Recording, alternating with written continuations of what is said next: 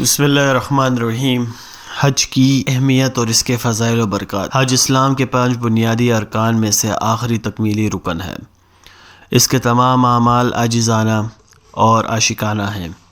حاجی سفر کی ابتدا ہی سے گھر بار، عزیز و اقارب سب منہ موڑ کر کوچہ محبوب کی طرف چلا جاتا ہے۔ آرائش و زیبائش کے لباس کو چھوڑ کر سلے ہوئے کپڑوں کی بجائے ایک کفن نما لباس پہن لیتا ہے اور حجامت بنوانے، ناخن تراشنے، خوشبو اور تیل لگانے، بالوں میں کنگھی کرنے سے پرہیز کر کے ننگے سر میلا کچیلا پراگندہ حال مسکین و محتاج بن کر گلی کوچوں بیابانوں میں مارے مارے پھرتا ہے اور لبیک اللہم لبیک، میں حاضر ہوں اے اللہ میں حاضر ہوں کے نعرے لگاتا ہے۔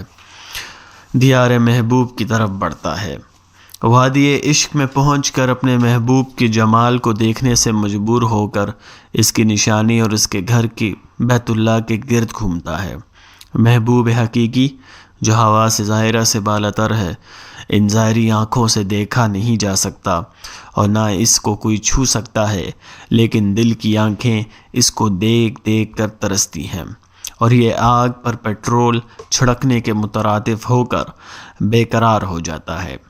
بیچارہ بیت اللہ کے گوشے میں لگے ہوئے سیاہ پتھر حجر اسود پر گر پڑتا ہے، اسے چومتا ہے اور ملتزم سے چمٹتا ہے، لیکن وہ اس کی اندرونی آگ کو بجھانے کے لیے کی بجائے اور تیز کر دیتے ہیں اور اس کی آہ و زاری و فریاد میں اضافہ کر دیتے ہیں تو مقام میں ابراہیم پر آ کر گویا اپنے مالک کے قدموں میں پڑ جاتا ہے، اپنے عاجزی، کمزوری، حقارت اور غلطیوں کا اعتراف کر کے اپنے سارے گناہوں کو دھو دیتا ہے۔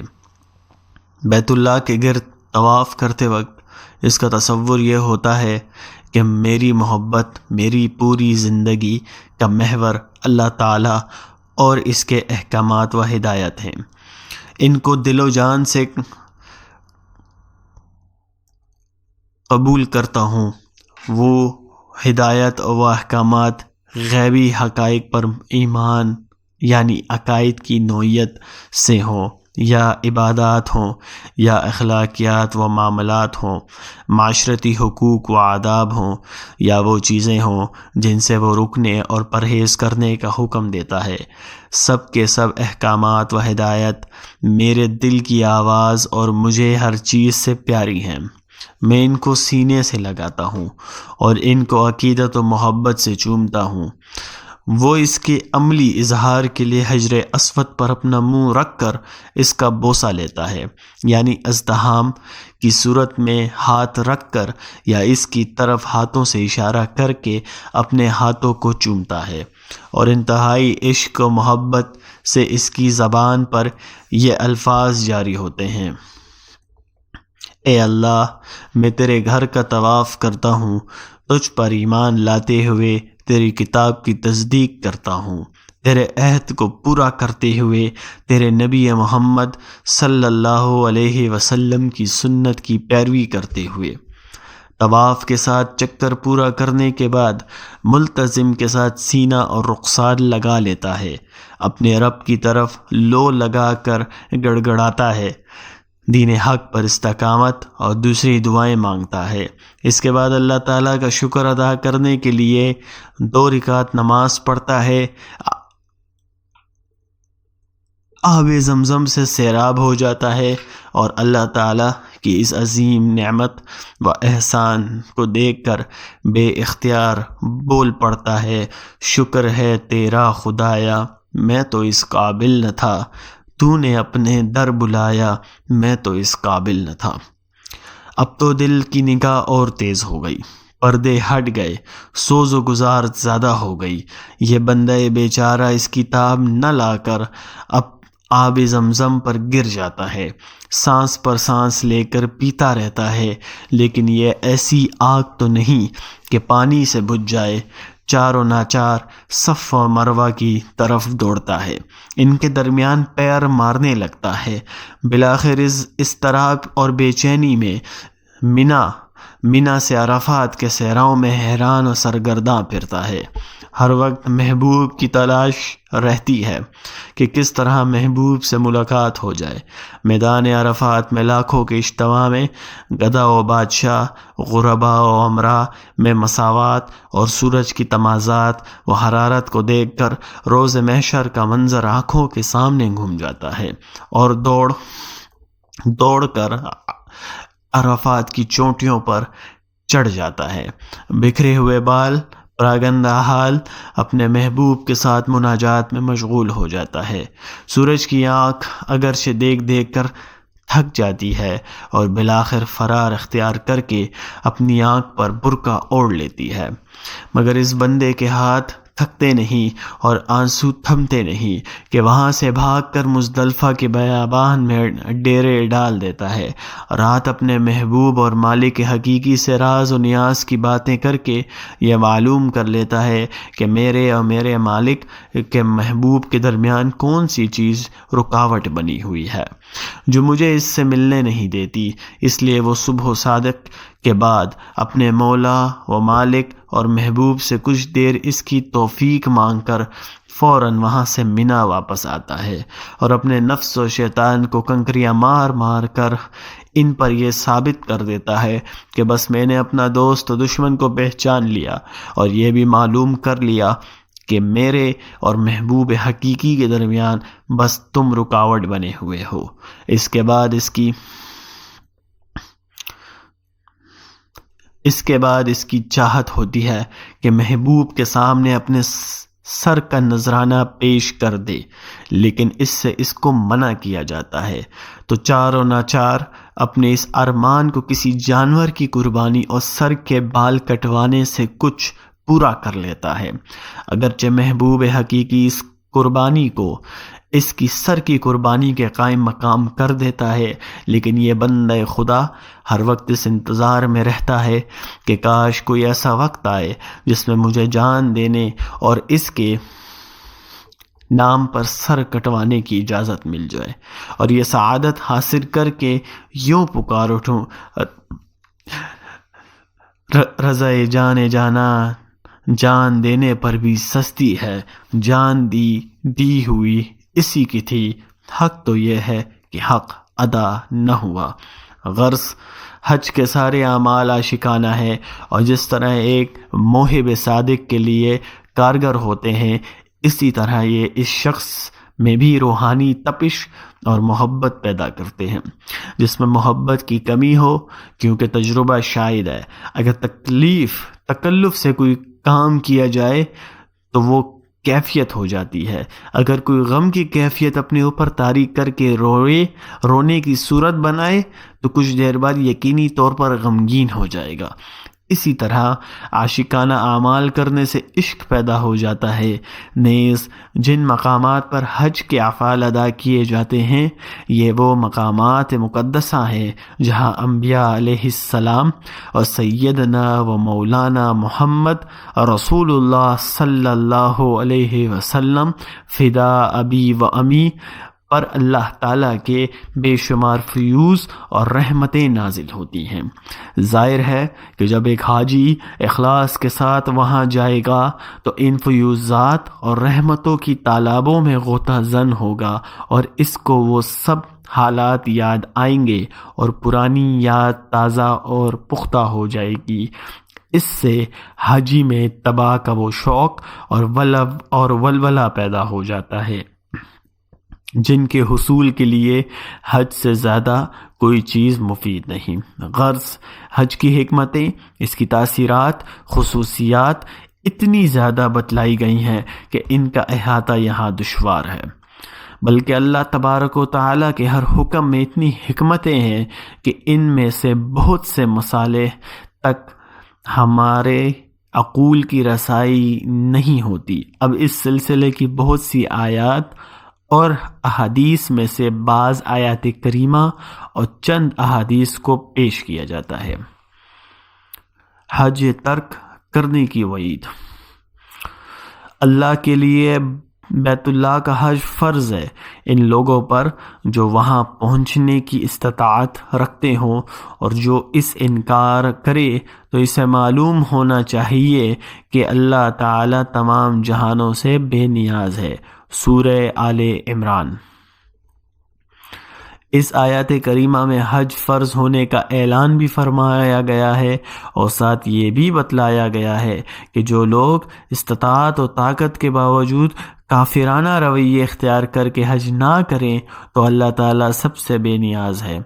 اس لیے حج نہ کرنے سے اس کا تو کچھ نہیں بگڑے گا، البتہ ایسے ناشکرے اور نافرمان خود کو اللہ تعالیٰ کی رحمت اور عنایت سے محروم کر دیں گے، جس کے بعد وہ کچھ بھی کریں، جس حال میں بھی مریں، اللہ تعالیٰ کو ان کی کوئی پرواہ نہیں۔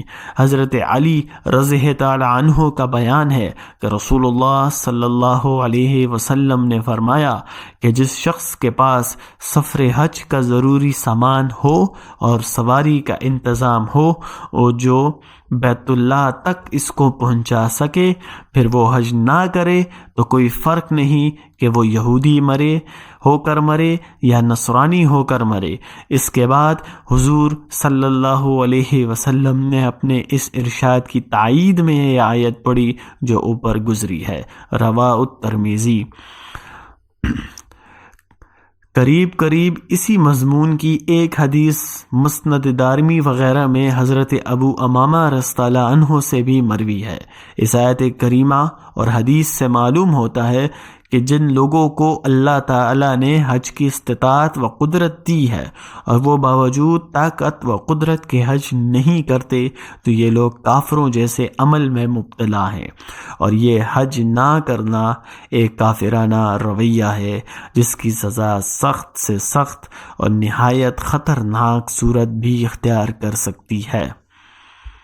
حج کے فضائل، یعنی حضرت ابو ہریرہ رضی اللہ عنہ سے روایت ہے کہ رسول اللہ صلی اللہ علیہ وسلم نے فرمایا کہ جس شخص نے محض اللہ تعالیٰ کی خوشنودی کے لیے حج کیا اور اس میں نہ تو کسی شہوانی اور فحش بات کا ارتکاب کیا اور نہ اللہ تعالیٰ کی کوئی نافرمانی کی، تو وہ گناہوں سے ایسا پاک ہو کر واپس ہوگا جیسے کہ جس دن ماں نے جنا تھا۔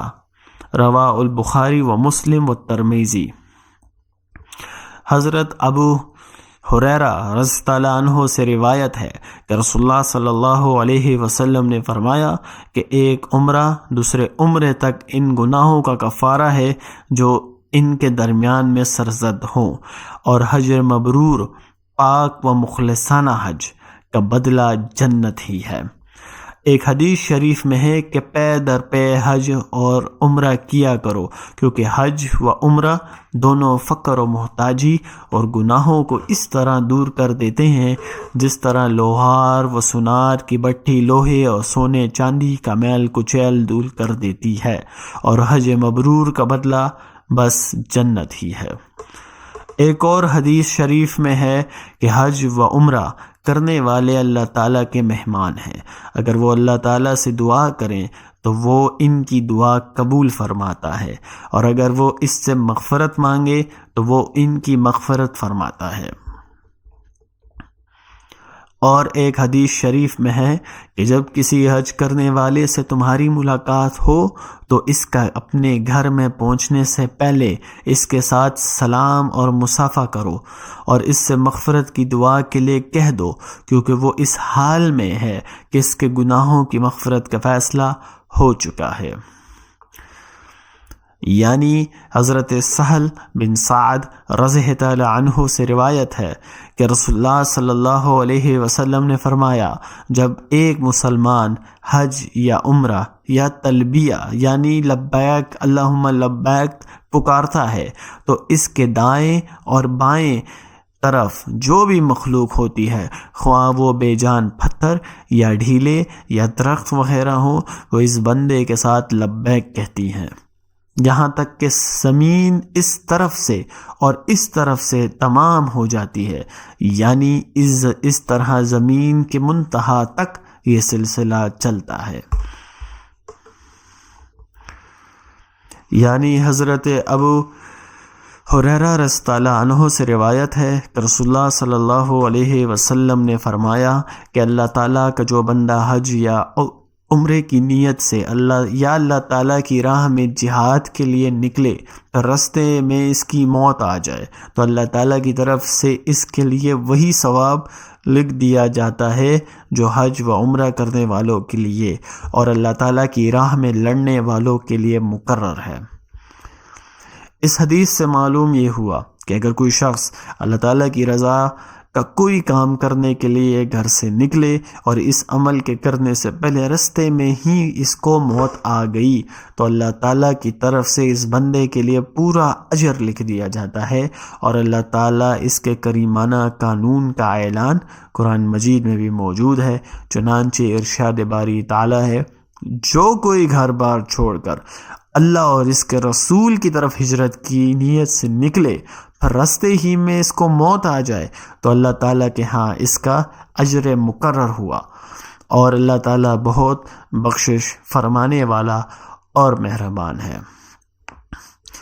یعنی حضرت عائشہ رضی اللہ عنہ صدیقہ رضی اللہ عنہا سے روایت ہے کہ رسول اللہ صلی اللہ علیہ وسلم نے فرمایا، کوئی دن ایسا نہیں جس میں اللہ تعالیٰ عرفہ کے دن سے زیادہ اپنے بندوں کے لیے جہنم سے رہائی کا فیصلہ کرتا ہو، یعنی گناہگاروں کی مغفرت اور جہنم سے خلاصی کا سب سے بڑے اور وسیع پیمانے پر فیصلہ، جس طرح عرفے کے دن کا روز کے دن ہوا کرتا ہے کسی طرح کسی دوسرے دن میں نہیں ہوا کرتا۔ اس دن اللہ تعالیٰ اپنی صفت رحمت کے ساتھ عرفات میں جمع ہونے والے اپنے بندوں کے بہت قریب ہو جاتا ہے اور ان پر فخر کرتے ہوئے فرشتوں سے کہتا ہے، دیکھو میرے یہ بندے کس مقصد سے یہاں آئے ہیں۔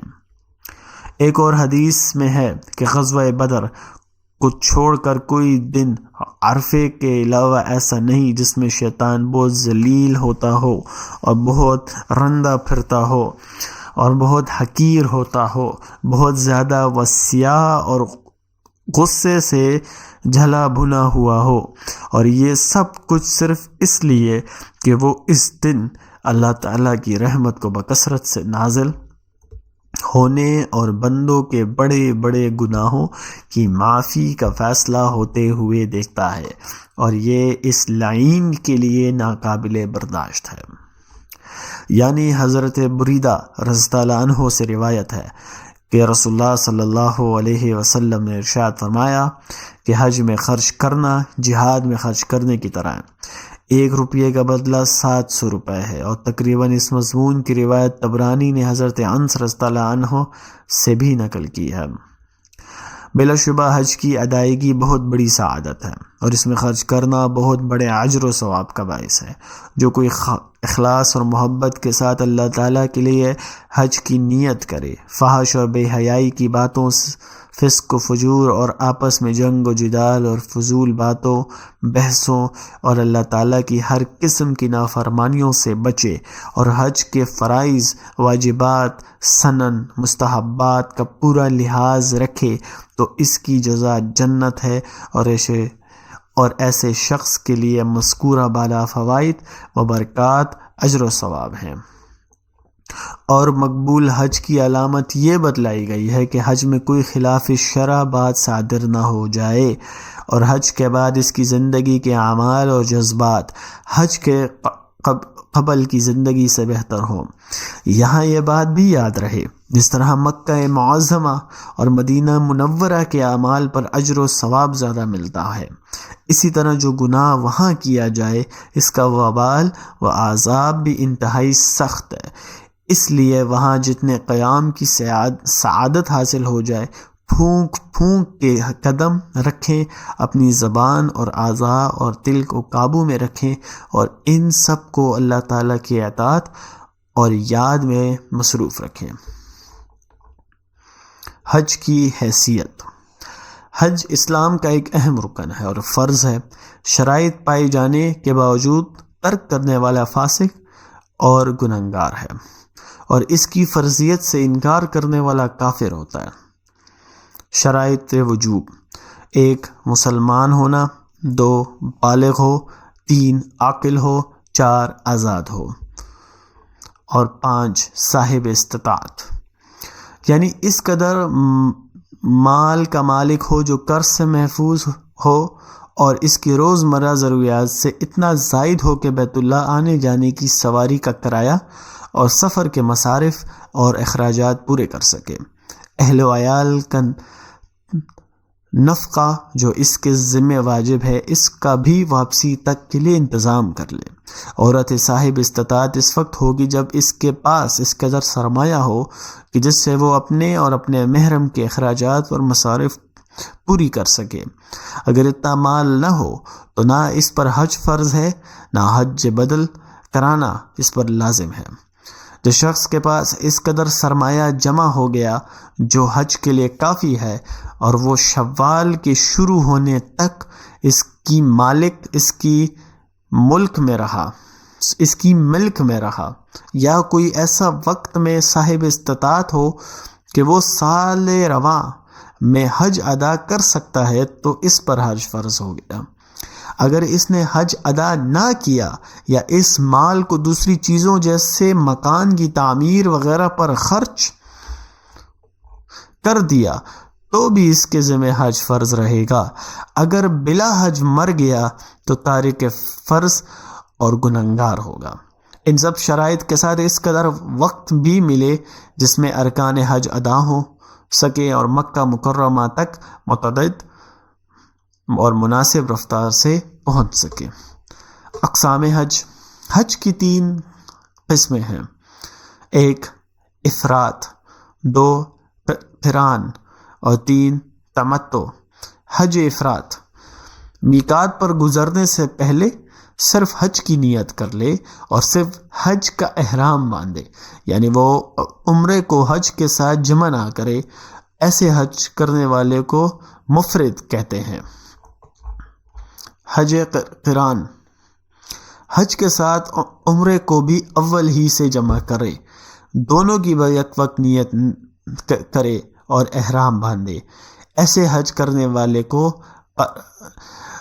قارن کہتے ہیں۔ اور نمبر 3 حج تمتع: حج کے ساتھ عمرے کو اس طرح جمع کرے کہ میقات پر گزرنے سے پہلے صرف عمرے کا احرام باندھے اور اس احرام میں حج کو شریک نہ کرے، پھر مکہ مکرمہ پہنچ کر افعال عمرہ سے فراغت اور سر منڈوانے یا کٹوانے کے بعد احرام ختم کر دے، لیکن وطن واپس نہ آئے۔ پھر 8ویں ذی الحجہ کو مکہ مکرمہ میں حج کا احرام باندھے کر افعال حج ادا کرے۔ ایسے حج کرنے والے کو متمع کہتے ہیں۔ آفاقی یعنی وہ شخص جو میقات کی حدود سے باہر رہتا ہے، جیسے پاکستانی، ہندوستانی، سوڈانی وغیرہ، کو اختیار ہے کہ ان تینوں قسموں میں سے جس کو چاہے اختیار کر لے۔ تیسری صورت میں سہولت زیادہ ہے لیکن افضلیت قران کی زیادہ ہے، بشرطے یہ کہ اس طویل احرام کی پابندیوں کو احتیاط کے ساتھ پورا کر سکے، ورنہ تمتع کر لینا بہتر ہے۔ اور غیر افاقی یعنی اہل حل اور اہل مکہ صرف حج افراد کر سکتے ہیں اور قران و تمتع نہیں کر سکتے۔ اگر کریں گے تو گنہگار ہوں گے اور دم بھی واجب ہوگا۔ حج کے فرائض حج 3 ہیں۔ نمبر 1 احرام: حج کی دل سے نیت کرنا اور تلبیہ یعنی لبیک اللہم لبیک پڑھنا۔ نمبر 2 وقوف عرفات: 9 ذی الحجہ کو زوال آفتاب کے بعد 10ویں ذی الحجہ کی صبح صادق تک عرفات میں کسی وقت ٹھہرنا، اگرچہ ایک لمحے کیوں نہ ہو۔ یہ وقوف عرفہ حج کا بہت بڑا رکن ہے۔ سنت یہ ہے کہ زوال کے فوری بعد وقوف شروع کر دے۔ طواف زیارت: جو 10ویں ذی الحجہ کی صبح سے 12ویں ذی الحجہ کی سورج ڈوبنے تک بال منڈوانے یا کٹوانے کے بعد کیا جاتا ہے، یہ بھی حج کا رکن ہے۔ واجبات حج کی بنیادی اور بلاواسطہ واجبات 6 ہیں۔ نمبر 1 مزدلفہ میں وقوف کے وقت قیام کرنا۔ نمبر 2 صفا و مروہ کے درمیان سعی کرنا، یعنی صفا و مروہ کی سعی طواف کے بعد کرنا اور سعی کی ابتدا صفا سے کرنا اور مروہ پر ختم کرنا۔ نمبر 3 رمی و جمار، کنکریاں مارنا۔ نمبر 4 قران اور متمع کے لیے قربانی کرنا۔ نمبر 5 حلق یا قصر یعنی بال منڈوانا یا کٹوانا، یعنی چوتھائی سر کے بال کٹوانا یا منڈوانا واجب ہے، اور پورے سر کے بالوں کا کٹوانا منڈوانا سنت ہے۔ نمبر 6 آفاقی یعنی میقات سے باہر رہنے والے کے لیے طواف وداع کرنا۔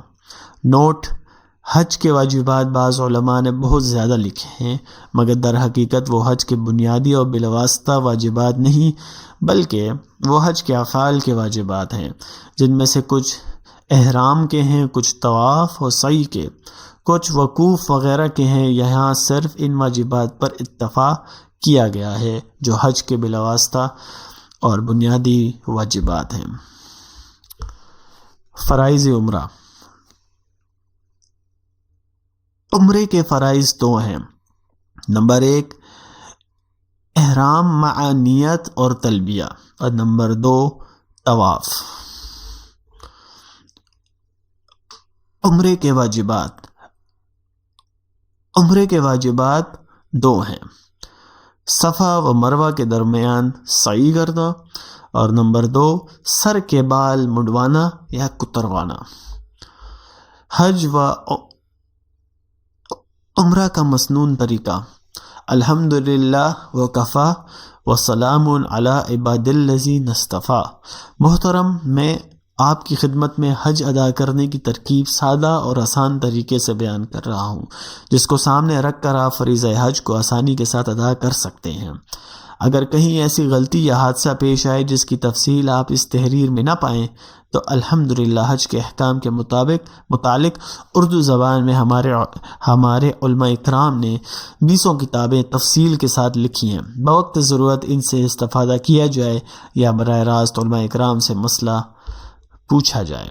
گھر سے روانگی سے پہلے اور گھر سے نکلنے کے بعد کچھ صدقہ کرنا بہتر ہے۔ گھر یا مسجد میں 2 رکعت نفل نماز پڑھیں۔ پہلی رکعت میں قل یا ایھا الکافرون اور دوسری رکعت میں سورہ اخلاص پڑھیں۔ سلام پھیرنے کے بعد سورہ قریش پڑھیں، اس کے بعد دعائیں مانگیں اور گھر سے نکلتے وقت یہ دعا پڑھیں: آمنت باللہ وتوکلت علی اللہ لا حول ولا قوۃ الا باللہ العلی العظیم اللہم انت الصاحب فی السفر والخلیفۃ فی الاہل۔ اے اللہ، تو سفر میں ہمارا ساتھی ہے اور ہمارے پیچھے گھر کا کارساز۔ احرام: الف احرام سے پہلے حجامت بنائیں۔ بے احرام کی نیت سے غسل یا وضو کریں۔ جیم احرام کی چادریں باندھیں اور خوشبو لگائیں۔ دال سر کو ڈھانپ کر 2 رکعت نفل نماز پڑھیں۔ پہلی رکعت میں سورہ کافرون اور دوسری میں قل هو اللہ احد پڑھیں۔ 5 سلام کے بعد سر کھول کر اب دل میں آپ صرف عمرے کی نیت کریں، کیونکہ آپ حج تمتع کرنا چاہتے ہیں اور ہمارے پاکستانی لوگوں کے لیے یہی آسان ہے، اور زبان سے یہ کہیں: یا اللہ، میں عمرے کی نیت کرتا ہوں، اس کو میرے لیے آسان اور قبول فرما۔ اگر آپ حج قران کرنا چاہتے ہیں تو دل میں حج و عمرہ کے ساتھ ادا کرنے کی نیت کریں اور زبان سے یہ کہیں: یا اللہ، میں حج و عمرہ دونوں کا ارادہ کرتا ہوں، یہ دونوں میرے لیے آسان فرما اور قبول فرما۔ اور اگر آپ حج و افراد کرنا چاہتے ہیں تو صرف حج ہی کی نیت کریں اور زبان سے یہ کہیں کہ اے اللہ، میں حج کا ارادہ کرتا ہوں۔ پھر 3 مرتبہ تلبیہ جہرن پڑھیں۔ تلبیہ یہ ہے: لبیک اللہم لبیک لبیک لا شریک لک لبیک ان الحمد والنعمت لک والملک لا شریک لک۔ میں حاضر ہوں، اے اللہ، میں حاضر ہوں، آپ کا کوئی شریک نہیں، بے شک سب تعریف اور نعمت آپ ہی کے لیے ہے، سارے جہان آپ ہی کا ہے، آپ کا کچھ شریک نہیں۔ اس کے بعد درود شریف پڑھیں۔ اللہم صلی علی محمد وعلی آل محمد کما صلیت علی ابراہیم وعلی آل ابراہیم انک حمید مجید۔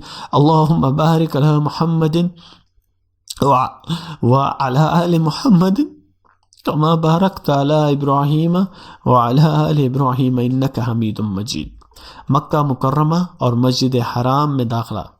مکہ مکرمہ میں داخل ہونے سے پہلے غسل کرنا مسنون ہے۔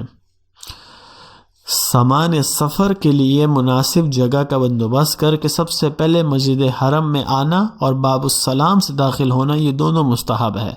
مسجد حرام میں داخل ہونے کے بعد جب بیت اللہ پر نظر پڑے تو 3 مرتبہ اللہ اکبر، لا الہ الا اللہ واللہ اکبر پڑھیں، اور جو دعا چاہیں مانگیں۔ دعا سے پہلے دعا کے بعد درود شریف پڑھیں۔ تنبیہ: اس وقت کھڑے ہو کر دعا مانگنا مستحب ہے۔ مسجد حرام میں داخل ہونے کے بعد تحیۃ المسجد پڑھنے کی بجائے طواف کریں، کیونکہ مسجد حرم کا تحیۃ الطواف ہی ہے۔ البتہ اگر طواف کرنے سے فرض نماز قضا ہونے یا مستحب وقت کے نکل جانے یا جماعت کے فوت ہونے کا اندیشہ ہو یا کسی وجہ سے فوراً طواف کرنے کا ارادہ نہ ہو تو تحیۃ المسجد پڑھنا چاہیے، بشرطے یہ وقت مکروہ نہ ہو۔ طواف: بیت اللہ کے سامنے جس طرف حجر اسود ہے اس طرف کھڑے ہو کر دائنا منڈا حجر اسود کے کنارے کے مقابل ہو اور سارا حجر اسود دائنی طرف رہے۔ اس کے بعد طواف کی نیت کریں اور زبان سے یہ کہیں: اے اللہ، میں تیری رضا جوئی کے لیے تیرے مقدس گھر کے طواف کا ارادہ کرتا ہوں، اس کو میرے لیے آسان فرما اور قبول فرما۔ پھر دائیں طرف اتنا چلیں کہ حجر اسود بالکل سامنے آ جائے۔ اب حجر اسود کی طرف منہ کر کے دونوں ہاتھ اس طرح اٹھائیں جس طرح نماز کی تکبیر تحریمہ کے لیے اٹھائے جاتے ہیں، یعنی کانوں تک اٹھائیں۔ ہاتھ اٹھاتے وقت یہ پڑھیں: بسم اللہ، اللہ اکبر، لا الہ الا اللہ واللہ اکبر۔ پھر ہاتھ کی دونوں ہتھیلیوں کی پشت اپنے چہرے کی طرف کر کے یہ نیت کریں کہ میں نے اپنے دونوں ہاتھ حجر اسود پر رکھے ہیں۔ اب اپنی ہتھیلیوں کو بوسہ دیں اور ہاتھ چھوڑ کر دائیں طرف یعنی بیت اللہ کے دروازے کی طرف چلیں۔ بیت اللہ آپ کے بائیں مونڈے کی طرف رہے گا۔ طواف حتیم سے باہر کریں۔ دوران طواف حتیم اور بیت اللہ کے درمیان میں سے نہ گزریں، اس طرح 7 چکر مکمل کر لیں۔ ہر چکر میں حجر اسود پر آ کر تکبیر کہہ کر کانوں تک ہاتھ اٹھاؤ، دونوں ہاتھوں کو اٹھائیں، پھر حجر اسود کو بوسہ دیں، اور اگر ہجوم کی وجہ سے بوسہ دینا ممکن نہ ہو تو دور ہی سے دونوں ہاتھوں کو حجر اسود کی طرف اس طرح اٹھائیں جیسے پہلے اٹھائے تھے۔ ہاتھوں کو بوسہ دیں اور آخری بار طواف کے اختتام پر اسی طرح استلام بوسہ کریں۔ 7 چکروں میں کل 8 مرتبہ استلام بوسہ ہو جائے گا۔ طواف کے چکروں میں کوئی بھی دعا مانگ سکتے ہیں، لہٰذا دعا مانگیں، تلاوت درود شریف پڑھتے رہیں۔ چونکہ اس سے پہلے آپ حالت احرام میں ہوں گے اور سعی بھی کریں گے، اس لیے طواف کی شروع کرنے سے پہلے استباح یعنی چادر کو دائیں بغل میں سے نکال بائیں کندھے پر ڈال دیں، دائیں کندھے کھلا رہنے دیں کریں۔ طواف کے پہلے 3 چکروں میں رمل کریں، یعنی شانے اکڑا کر ہلاتے ہوئے کچھ تیزی کے ساتھ قدم قریب قریب رکھ کر چلیں۔ 3 چکر کے بعد عامہیت پر دعا مانگتے ہوئے عاجزی اور تذلل کے ساتھ چلیں۔ یہ استباح اور رمل دونوں مردوں کے لیے، صرف مردوں کے لیے سنت ہے، عورتوں کے لیے نہیں۔ طواف ختم کر کے مقام ابراہیم پر آئیں۔ اگر وہاں جگہ نہ ملے تو حرم شریف میں جہاں سہولت ہو 2 رکعت نماز پڑھیں۔ پہلی رکعت میں سورہ کافرون اور دوسری رکعت میں سورہ اخلاص قل هو اللہ پڑھیں۔ خیال رہے کہ یہ دونوں رکعت مونڈے ڈھلک کر پڑھیں۔ استباح کے ساتھ پڑھنا مکروہ ہے۔ استباح تو صرف طواف میں ہوتا ہے۔ اس کے بعد زمزم کھڑے قبلہ رخ ہو کر پئیں، دعا کریں۔ زمزم کا پانی جس نیت سے پیا جائے گا انشاءاللہ وہ مراد پوری ہوگی۔ تنبیہ: حجر اسود کا چومنا یا ہاتھ لگا کر چھونا اور پھر ہاتھوں کو چومنا یہ سب چیزیں اس وقت سنت ہیں جب کسی کو تکلیف نہ ہو۔ کسی کو تکلیف دینا حرام ہے۔ آج کل ایام حج میں چونکہ حجر اسود پر خوشبو لگائی ہوئی ہوتی ہے، لہٰذا اگر آپ حالت احرام میں ہیں تو حجر اسود کو بوسہ نہ دیں۔ اسی طرح رکن یمانی، ملتزم، الغرض تمام بیت اللہ کے کسی جگہ سے نہ چمٹیں، نہ بوسہ دیں، کیونکہ سارے کے سارے بیت اللہ پر خوشبو لگی ہوتی ہے۔ محرم کے لیے خوشبو سے پرہیز کرنا ہوتا ہے، البتہ جب احرام سے نکل جائیں تو کچھ حج کی کتابوں میں لکھا ہے کہ اسی طرح طواف کیا کریں۔ صفا و مروہ کے درمیان سعی۔ الف، سعی کے لیے جاتے وقت حجر اسود کا استلام بوسہ کریں جیسے کہ طواف میں کیا جاتا ہے۔ یہ 9واں استلام ہوگا جو کہ مستحب ہے۔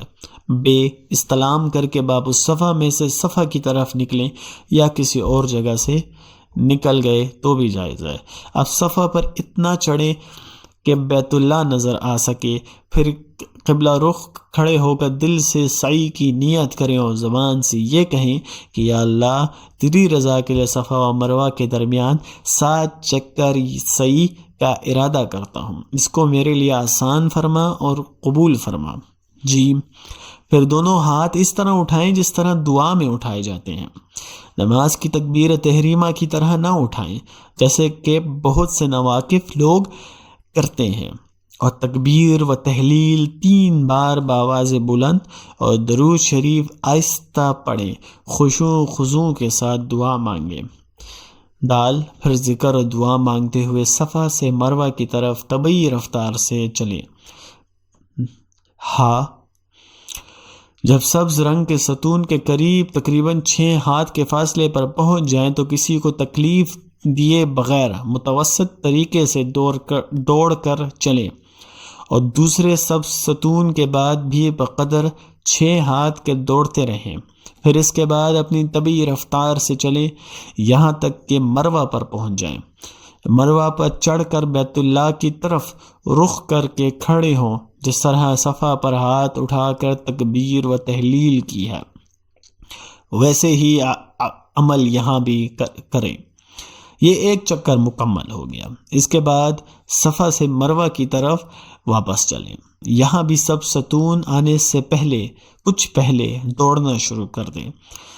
دوسرے سب ستون کے کچھ بعد تک دوڑتے ہوئے چلیں، پھر عام ہیت سے چلیں حتیٰ کہ صفا پر چڑھ جائیں۔ اب بھی پہلے کی طرح ہاتھ اٹھا کر تکبیر و تحلیل اور دعا کریں۔ یہ دوسرا چکر پورا ہو گیا۔ اسی طرح 7 چکر پورے کریں۔ آپ کا 7واں چکر مروہ پر ختم ہوگا۔ اس کے بعد مطاف میں آ کر جہاں بھی سہولت ہو 2 رکعت نفل پڑھنا بہتر ہے۔ اگر احرام عمرہ یا حج تمتع کا ہے تو اب عمرے کے افعال مکمل ہو گئے۔ سر کے بال منڈوائیں یا بقدر انگشت کے کٹوائیں۔ اب حج تمتع کا عمرہ کرنے والا عمرے سے فارغ ہو گیا۔ احرام کی پابندیاں ختم ہو گئی۔ احرام کی چادریں کھول کر اپنا عام لباس پہنے اور اہل مکہ کی طرح مکہ شریف میں قیام کریں۔ ایام حج جو 8ویں ذی الحجہ سے شروع ہوں گے کا انتظار کریں۔ اس دوران یعنی 8 ذی الحجہ تک حرم شریف کی حاضری اور نقل و طواف بکثرت کرنے کو سعادت کبریٰ سمجھیں۔ اگر کوئی مفرد بالحج یا قرن تو ان دونوں کا احرام باقی ہے، یعنی سعی کرنے کے بعد حلق سر منڈوانا یا قصر سر کے بال کٹوانا نہیں کرے گا۔ ان دونوں پر لازمی ہے کہ احرام کی پابندیوں کے ساتھ مکہ مکرمہ میں قیام کریں۔ حج کا پہلا دن 8 ذی الحجہ۔ آج طلوع آفتاب کے بعد سب حاجی حالت احرام میں منا جائیں گے۔ الف متمتع، جس نے عمرہ کر کے احرام کھول دیا تھا اب دوبارہ احرام باندھے گا۔ اگر 8 ذی الحجہ سے پہلے احرام باندھ لیں گے تو بھی جائز ہے۔ احرام کا طریقہ تو احرام کے بیان میں گزر چکا، البتہ یہاں غسل یا وضو سے فارغ ہو کر طواف کرنا زیادہ بہتر ہے، اور طواف کی دوگانہ نماز کے بعد 2 رکعت نفل مزید پڑھ کر سر سے چادر کو ہٹا کر دل سے صرف حج کی نیت کریں اور زبان سے کہیں اے اللہ، میں تیری رضا کے لیے حج کا ارادہ کرتا ہوں، اس کو میرے لیے آسان فرما اور قبول فرما۔ افعال: احرام سے فارغ ہو کر مینا چلیں، وہاں جہاں چاہیں ٹھہریں، البتہ مسجد خیف کے نزدیک ٹھہرنا مستحب ہے۔ 8ویں تاریخ کی ظہر سے 9 ذی الحج کی صبح تک مینا میں 5 نمازیں پڑھنا اور اس رات کو مینا میں قیام کرنا سنت ہے۔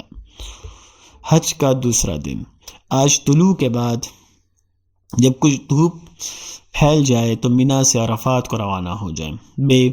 مستحب یہ ہے کہ زوال آفتاب سے بیشتر غسل کرے، اگر موقع نہ ملے تو وضو کرنا کافی ہے۔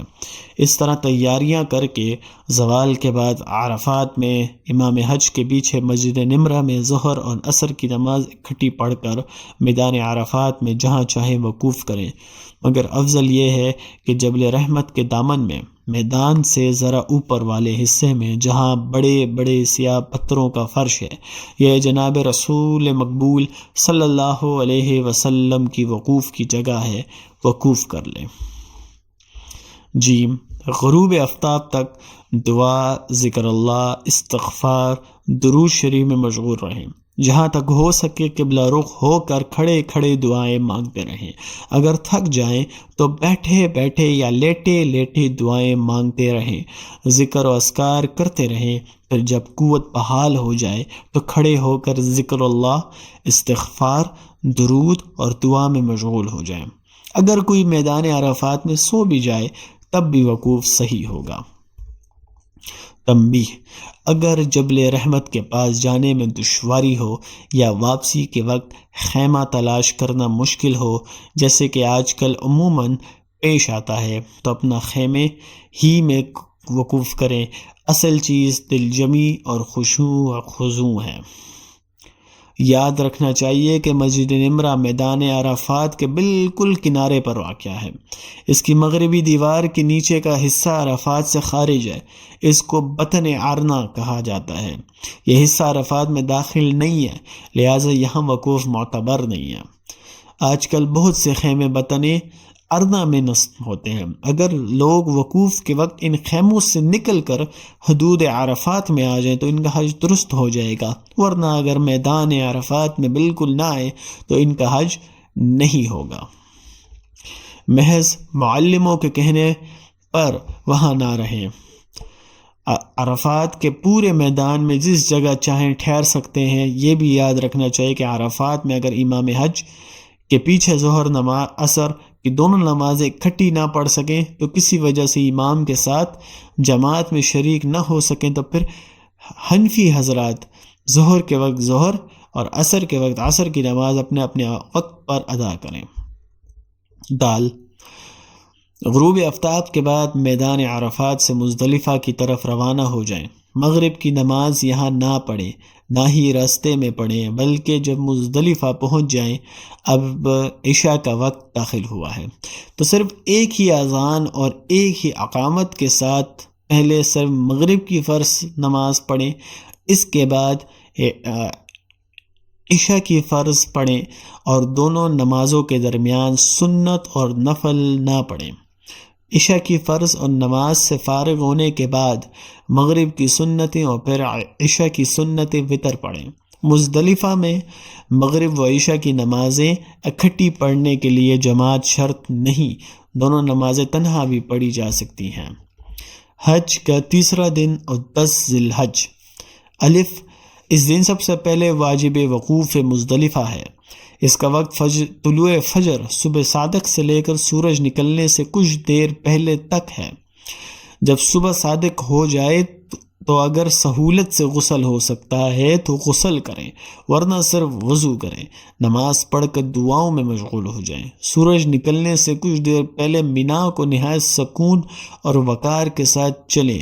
اگر کوئی طلوع فجر کے بعد تھوڑی دیر ٹھہر کر مینا چلا جائے تو بھی واجب وقوف ادا ہو جاتا ہے۔ مزدلفہ کے تمام میدان میں جہاں جی چاہے وقوف کر سکتا ہے، بجز وادی محسر کے جو مینا کی جانب ہے اور مزدلفہ سے خارج ہے، وہاں وقوف نہ کریں۔ یاد رکھنا چاہیے کہ حکومت سعودیہ صبح صادق ہوتے وقت توپ چلا دیتی ہے، اس لیے اس سے قبل معلم کے کہنے سے صبح کی نماز نہ پڑھیں اور نہ اس پر اعتماد کریں، بلکہ توپ کی آواز کا انتظار کریں۔ بے جب مزدلفہ سے مینا کے لیے روانہ ہو تو سنت یہ ہے کہ جمرہ عقبہ بڑے شیطان کی رمی کے لیے 7 کنکریاں کھجور کی گٹھلی کے برابر یا بڑے چنے کے برابر مزدلفہ سے اکٹھا اٹھا کر ساتھ لے جائیں۔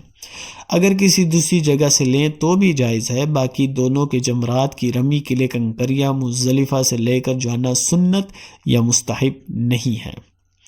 جہاں سے اٹھائیں درست ہے، البتہ جمرات کے پاس سے نہ اٹھائیں اور نہ ہی ایسی کنکریاں استعمال کریں جو یقیناً ناپاک ہو۔ اگر سارے دنوں کی رمی کے لیے مزدلفہ سے 70 یا کم و بیش کنکریاں اٹھائیں تو بھی درست ہے۔ اس دن مینا میں آ کر پہلا کام رمی کریں۔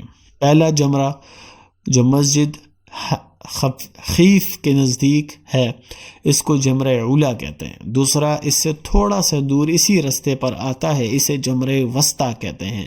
تیسرا جمرہ مکہ مکرمہ کی جانب مینا کے آخر میں ہے، اس کو جمرہ عقبہ کہا جاتا ہے۔ آج کے دن صرف جمرہ عقبہ یعنی بڑے شیطان کی رمی کرنی ہے۔ اس کا مسنون وقت سورج نکلنے سے زوال تک ہے اور زوال سے غروب تک بھی مباح اور جائز ہے۔ آج کل یہاں رش ہوتا ہے اور زوال سے پہلے رمی کرنے میں شدت ازدحام کی وجہ سے بعض دفعہ اموات بھی واقع ہو جاتی ہیں، اس لیے غروب آفتاب تک گنجائش ہے۔ اس سے فائدہ اٹھائیں۔ مغرب کے بعد رمی کرنا مکروہ ہے، مگر ضعیف، بیماروں اور عورتوں کے لیے غروب کے بعد بھی رمی کرنا جائز ہے۔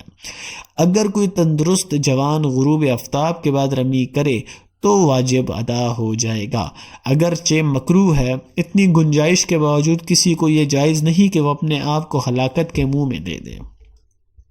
یاد رکھنا چاہیے کہ ناپاک کنکریوں سے رمی کرنا مکروہ ہے، اس لیے بہتر ہے کہ کنکریوں کو دھویا جائے، اور اگر پاکی کا یقین ہو تو بغیر دھوئے بھی استعمال کر سکتے ہیں۔ ہاں، جمرہ عقبہ کہ تالاب سے کم از کم 5 ہاتھ کے فاصلے پر کھڑا ہونا چاہیے۔ اگر فاصلہ زیادہ ہو تو کوئی حرج نہیں، پھر بسم اللہ اللہ اکبر کہہ کر سیدھے ہاتھ سے ایک ایک کنکر پھینکتے جائیں، ہر کنکری پر بسم اللہ اللہ اکبر کہتے رہے۔ اگر 2 کنکریاں ایک ساتھ پھینکی جائیں تو وہ ایک ہی کنکری شمار ہوگی۔ 7 عدد پورا کرنا ضروری ہے۔ جمرہ عقبہ سے فارغ ہو کر دعا مانگے، پھر اپنی قیام گاہ پر چلے۔ واو قرن اور متمع پر واجب ہے کہ جمرہ عقبہ کی رمی سے فارغ ہو کر اس وقت تک حلق اور قصر نہ کرے جب تک واجب قربانی نہ کرے، چونکہ مفرد بالحج پر قربانی واجب نہیں، اس لیے وہ اس سے فارغ ہو کر حلق یا قصر کر سکتا ہے۔ پس جب قارن اور متمع رمی سے فارغ ہو جائے تو اگر سہولت سے آج قربانی کر سکتا ہے تو آج کر لے، اگر ازدحام کی وجہ سے آج قربانی مشکل ہو یا وقت کی کمی ہو تو بلا ضرورت اپنے آپ کو مشقت میں نہ ڈالے۔ آج نہیں تو کل یا پرسوں یعنی 12ویں تاریخ تک قربانی کر سکتا ہے، البتہ جب تک قربانی نہ کرے احرام سے خارج نہیں ہوگا، اس لیے احرام کی پابندیوں کے ساتھ وقت گزرے گا۔ جب قربانی کریں تو اس کے بعد حلق یا قصر کریں۔ اب آپ سے احرام کی پابندیاں اٹھ گئی، اب سلا ہوا کپڑا پہننا، خوشبو لگانا سب کچھ حلال ہے، مگر بیوی سے مباشرت اور بوس و کنار اس وقت تک جائز نہیں جب تک طواف زیارت نہ کریں۔ طواف زیارت، ذبح و حجامت سے فارغ ہو کر طواف بیت اللہ کرے۔ یہ طواف فرض ہے، اس کو طواف زیارت کہتے ہیں۔ طواف زیارت یہ طواف فرض کا افضل وقت 10ویں ذی الحجہ ہے، لیکن 12ویں تاریخ کو مغرب ہونے سے پہلے تک کرے تو بھی جائز ہے۔ 12ویں تاریخ کی مغرب کے بعد طواف زیارت کرنا مکروہ ہے۔ طواف زیارت کرنے کے بعد بیوی سے مباشرت بھی حلال ہو جاتی ہے۔ جو عورت حالت حیض یا نفاس میں ہو اس کے لیے طواف کرنا جائز نہیں۔ 10ویں تاریخ کو یا اس سے پہلے حیض یا نفاس شروع ہو گیا اور 12ویں تاریخ تک بھی فراغت نہ ہوئی تو طواف زیارت مؤخر کرے، اور اس تاریخ پر اس کے ذمے کوئی دم بھی لازم نہیں جب تک حیض و نفاس سے پاک نہ ہو جائے۔ طواف زیارت نہیں ہو سکتا اور طواف زیارت کے بغیر وطن واپسی نہیں ہو سکتی۔ اگر واپس ہو جائے تب بھی عمر بھر یہ فرض لازم رہے گا اور دوبارہ حاضر ہو کر طواف کرنا پڑے گا، اس لیے حیض و نفاس سے پاک ہونے کا انتظار لازمی ہے۔ صفا و مروہ کے درمیان حج کے لیے سعی۔ جو شخص حج کی صحیح طواف قدوم کے ساتھ کر چکا ہو اب صحیح نہ کرے اور نہ طواف زیارت میں اجتباع اور رمل کرے۔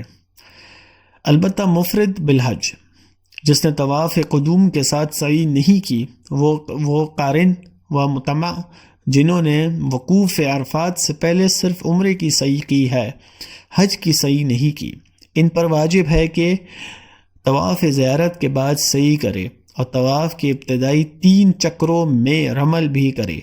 صحیح طریقہ پہلے بیان ہو چکا۔ طواف زیارت اور سعی سے فارغ ہو کر پھر مینا چلا جائے۔ 11ویں ذی الحجہ۔ الف اگر قربانی یا طواف زیارت کسی وجہ سے 10 تاریخ کو نہیں کر سکا تو آج 11ویں تاریخ کو کرے، اور بہتر یہ ہے کہ ظہر سے پہلے اس سے فارغ ہو جائے۔ بے آج کی رمی کا مستحب وقت زوال کے بعد شروع ہو کر مغرب تک ہے۔ سورج ڈوبنے کے بعد رمی کرنا مکروہ ہے، البتہ عورتوں، ضعیف مردوں اور بیماروں کے لیے مغرب کے بعد بھی جائز ہے۔ اگر کوئی تندرست جوان مرد بھی مغرب کے بعد 11ویں تاریخ کی صبح صادق سے پہلے رمی کرے تو واجب ادا ہو جاتا ہے، دم دینا نہیں پڑتا، لیکن تندرست مرد کے لیے ایسا کرنا مکروہ ہے۔ جیم آج کے دن یعنی 11ویں تاریخ کی رمی اس ترتیب سے کریں کہ پہلے جمرہ اولیٰ کے پاس آ کر 7 کنکریوں سے رمی اس طریقے سے کرے جس طرح 10ویں تاریخ کو جمرہ عقبہ کی رمی کر چکے۔ اس رمی سے فارغ ہو کر مجمع سے ہٹ جائیں اور قبلہ رخ ہو کر دعا استغفار میں کچھ دیر مشغول رہیں، پھر اس کے بعد جمرہ وسطیٰ کو آئیں، یہاں پر بھی اسی طرح 7 کنکریوں سے رمی کریں جس طرح پہلے کر چکے۔ مجمع سے ہٹ کر تکبیر و تحلیل دعا استغفار میں کچھ دیر لگے رہیں، پھر جمرہ عقبہ پر آئیں جہاں حسب سابق 7 کنکریوں سے رمی کریں۔ اس کے بعد دعا کے لیے ٹھہرے بغیر سیدھے اپنے قیام گاہ پر یا جہاں چاہیں چلے جائیں۔ 12ویں ذی الحجہ۔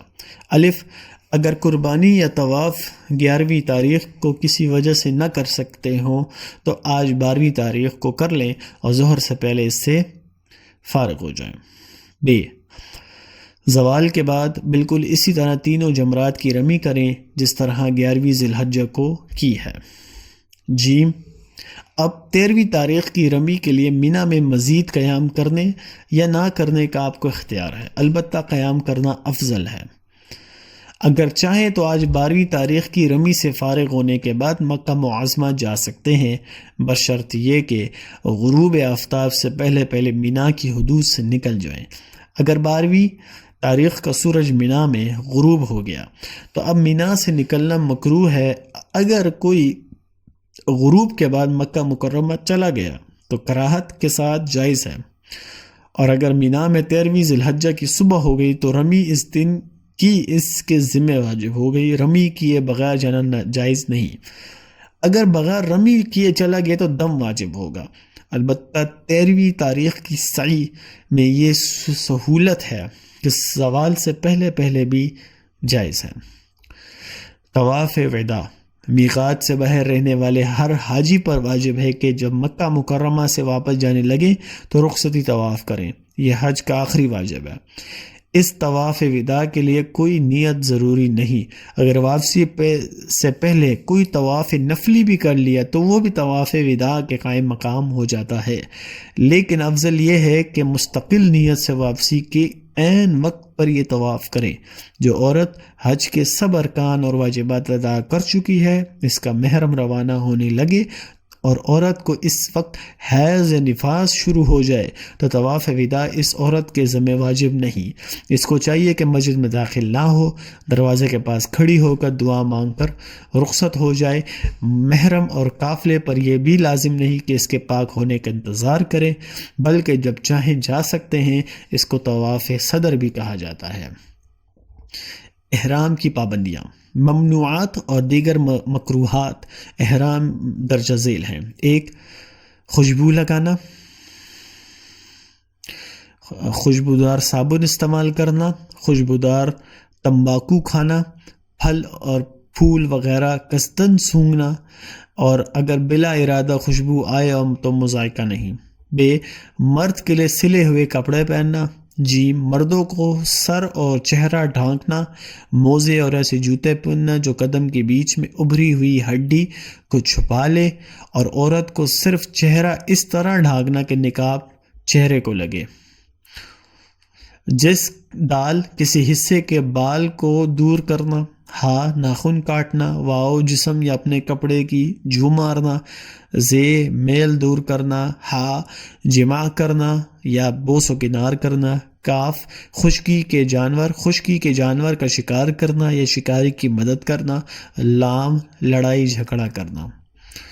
مذکور بالا تمام چیزوں کی پابندیاں احرام میں لازم ہیں۔ اس کے خلاف کرنا گناہ ہے۔ اس کے کفارے کے لیے اکثر صورتوں میں دم یعنی قربانی واجب ہو جاتی ہے، جس کی تفصیل بڑی کتابوں میں دیکھ کر یا علماء سے پوچھ کر معلوم کی جا سکتی ہے۔ مدینہ منورہ، سرور کائنات، فخر موجودات، رحمت للعالمین، رسول مقبول حضرت محمد مصطفیٰ صلی اللہ علیہ وسلم کے روضہ اقدس کی زیارت بالاجماع اعظم قربات و افضل الطاعات میں سے ہے۔ رسول اللہ صلی اللہ علیہ وسلم کی محبت و عظمت وہ چیز ہے جس کے بغیر ایمان درست ہی نہیں ہوتا، اور اس کا تقاضا فطری طور سے بھی ہونا چاہیے کہ دیار مقدسہ میں پہنچنے کے بعد روضہ اقدس کی زیارت کے بغیر واپس نہ ہوں۔ خود سید المرسلین و فخر دو عالم صلی اللہ علیہ وسلم نے اپنی زیارت کی ترغیب دی ہے، باوجود قدرت کی زیارت نہ کرنے والوں کو بے مروت اور ظالم فرمایا ہے، اور اس پر مزید یہ کہا ہے کہ روضہ اقدس کے سامنے حاضری اور سامنے حاضر ہو کر سلام کرنے کے 2 عظیم الشان ثمرات اور برکات ہیں جو دور سے درود و سلام پڑھنے سے حاصل نہیں ہوتے۔ پس خوش نصیب ہے وہ شخص جس کو اس دولت سے نوازا جائے، اور بدبخت اور بے وفا ہے وہ شخص جو اس نعمت عظمیٰ سے محروم رہ جائے۔ روضہ اقدس کی حاضری،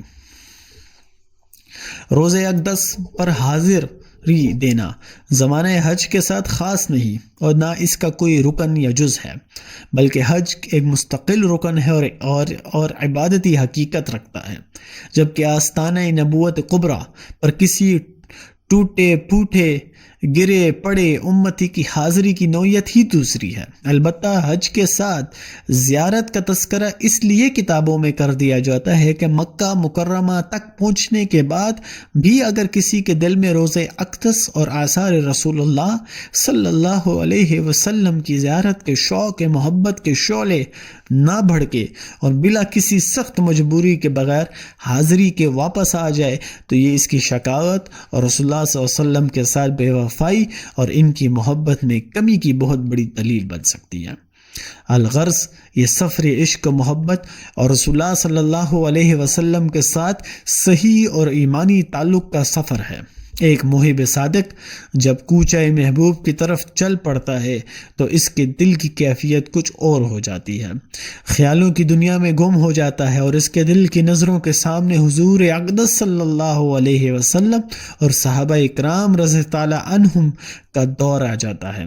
پاکیزہ دور، پاکیزہ ماحول، صحابہ اکرام رضی اللہ عنہم کی بلند ہمت اور ان کی قربانی، آپ صلی اللہ علیہ وسلم کی اپنی امت پر رحم، شفقت اور احسانات کو دیکھ کر اس کو اپنی زندگی کے گناہ اور اللہ تعالیٰ اور اس کے رسول صلی اللہ علیہ وسلم کے ساتھ اپنی بے وفائیاں یاد آ جاتی ہیں، اور اس کی آنکھوں سے محبت اور ندامت کے آنسو ٹپکنے لگتے ہیں، ہچکیاں شروع ہو جاتی ہیں۔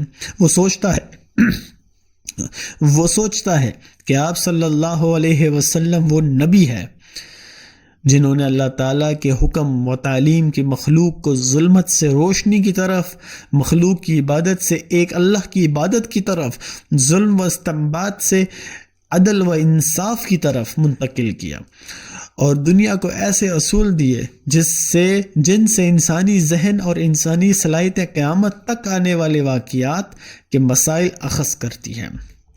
در حقیقت آپ صلی اللہ علیہ وسلم ہی عرب و عجم میں رابطہ کا ذریعہ ہیں۔ آپ ہی کی ذات جس نے عرب و عجم اور مشرق و مغرب کو گلا ملا دیا، شیر و شکر کر دیا، پھر آپ کے بعد خلفۂ راشدین اور صحابہ اکرام اور ان کے بعد آپ کے فدائین نے دعوت و جہاد کے ذریعے اس نور ہدایت کو اور اس عدل و انصاف کو دنیا کے گوشے گوشے میں پھیلایا، دور دراز ملکوں کو فتح کر کے اللہ تعالیٰ کے نام کا بول بالا کیا، بڑی بڑی سلطنتیں قائم کی، ان میں پوری طرح دین اسلام کا نفاذ کر کے انسانیت کو راحت و آرام پہنچایا، لیکن کچھ مدت سے ہمارے سوء اعمال کی وجہ سے مسلمانوں کی توجہ اسلام کی بنیادی تعلیمات سے ہٹ گئی۔ ان میں رنگ و نسل اور زبان کے وہ فتنے جن کو آپ صلی اللہ علیہ وسلم نے ختم فرمایا تھا پھر سے پیدا ہو گئی، جن کی وجہ سے ایک عظیم امت وحدہ کثیر تعداد قومیتوں میں تقسیم ہو گئی ہے۔ یا رسول اللہ، امت عہد جاہلیت کی طرف دوبارہ واپس جا رہی ہے۔ وہ تقریباً ہر بات، لباس، وضاقتہ، سیاست اور قانون وغیرہ میں غیر مسلم اقوام، یورپ وغیرہ کی تقلید کرنے لگی ہے، جو خود زبردست ذہنی افلاس و انتشار اور بے یقینی کی شکار ہیں۔ عجم کا کیا گلہ، خود وہ عرب جنہوں نے ہر چیز آپ صلی اللہ علیہ وسلم سے حاصل کی، ہر طرح قوت و عزت سے بہرہ مند ہوئے۔ ان کے رہنما اور لیڈر اپنی رعایا کو بالجبر یورپ وغیرہ غیر مسلم اقوام کے قدموں میں ڈال دینا چاہتے ہیں، ان کو جاہل فلسفوں، نیشنلزم، سوشلزم، کمیونزم کے حوالے کر رہے ہیں، جس کی وجہ سے پوری ملت اسلامیہ عددی اکثریت کے باوجود پسماندہ ہو کر ہر باطل قوم کے لیے تر نوالا نظر آ رہی ہے۔ عصر حاضر میں علماء مشائخ کی بھی کمی نہیں، لیکن ہوائے نفس کی وجہ سے ہر ایک اپنے گرد چند افراد کو جمع کر کے مطمئن ہے۔ وہ نادان امت کی اتحاد اور وحدت کو اپنی عزت کی بربادی سمجھتا ہے۔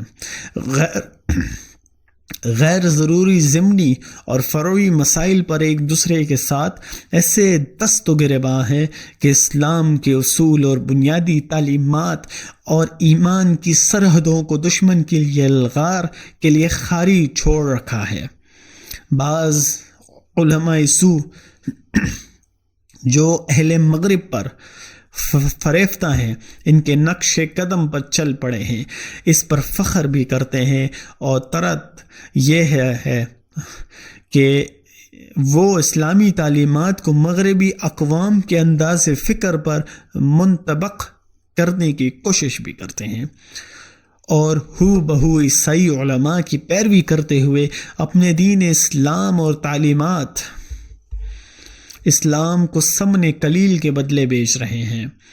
اس بے وفائی اور امت وحدہ کو مختلف فرقوں کی طرف تقسیم کرنے میں اگرچہ لیڈروں کی بھی خطا ہے، مگر علماء مشائخ کوتاہی بھی اس میں شامل ہے، عام مسلمانوں کی بھی۔ وہ سوچتا ہے کہ ایسا ناگفتہ بحالت کیا کیا جائے، تو اس نتیجے پر پہنچتا ہے کہ چونکہ اس کے لیے حسن تدبیر اور ہمت کی ضرورت ہے، اس لیے بس میت نے تو ہمت باندھ لی، پختہ عزم کر لیا، انشاءاللہ تعالی اب سے اللہ تعالیٰ اور اس کے پیغمبر صلی اللہ علیہ وسلم کے ساتھ وفاداری کو ثابت کروں گا، اطاعت شعاری دین کی سربلندی کے لیے کام کروں گا، آخری دم تک پورے دین اسلام کو پوری دنیا میں نافذ کرنے کی کوشش کروں گا۔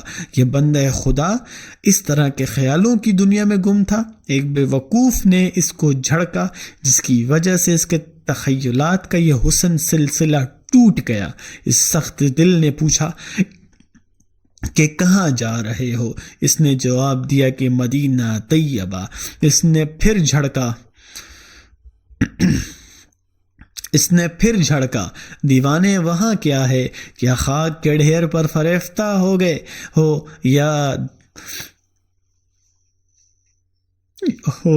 یاد رکھ جو حدیثیں زیارت کی ترغیب میں آئی ہیں وہ سب کی سب ضعیف ہیں، اور کچھ ادھر ادھر کی روایات ذکر کر دیے تاکہ یہ ظاہر اس کے دم و تنویر میں پھنس جائے، لیکن ظاہر جب اس طرح کی ضعیف اور غیر متعلقہ روایات اس سے سن لے تو سمجھ گیا کہ اس نے بغیر کسی وضع نقل کے محض اپنی رائے کی بنیاد پر ایک فیصلہ کر دیا جس کا منشا صرف جہل ہے۔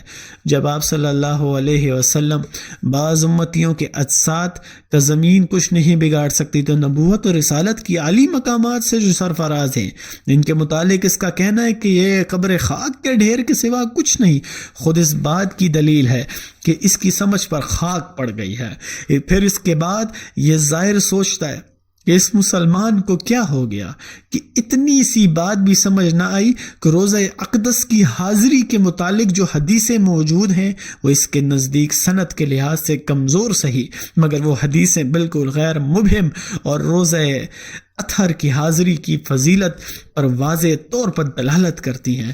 جب اس نے جو روایات پیش کی ہیں وہ بالکل غیر متعلقہ، اور یہ اپنے جہل کی وجہ سے ان روایات کو اس مسئلے پر چسپاں کرتا ہے۔ روزہ اطہر پر حاضری کی ترغیب میں جو حدیثیں آئی ہیں اگر وہ نہ بھی ہوتی تو بھی محبت کا تقاضا فطری طور پر یہی ہے کہ حجاز میں پہنچنے کے بعد روزہ اقدس کی زیارت کے بغیر واپس نہ ہو۔ رسول اللہ صلی اللہ علیہ وسلم کی محبت تو وہ چیز ہے جس کے بغیر ایمان ہی درست نہیں، چنانچہ اللہ تعالیٰ کا ارشاد ہے جس کا خلاصہ یہ ہے، اے پیغمبر ان سے کہہ دیجئے اگر تمہارے باپ، بیٹے اور تمہارے بھائی اور تمہاری بیویاں اور تمہارے خاندان اور وہ مال جو تم نے کمایا ہے اور وہ چلتا ہوا کاروبار جس کے بند ہونے سے تم ڈرتے ہو اور مکانات جن کو تم پسند کرتے ہو، یہ ساری چیزیں تمہیں اللہ تعالیٰ اور اس کے رسول سے زیادہ اس کی راہ میں جہاد کرنے سے زیادہ پیاری ہیں، تو انتظار کرو یہاں تک کہ اللہ تعالیٰ اپنا حکم یعنی عذاب بھیج دے۔ اللہ تعالیٰ ہدایت نہیں دیتا اس قوم کو جو فاسق اور بے وفا اور نافرمان ہو۔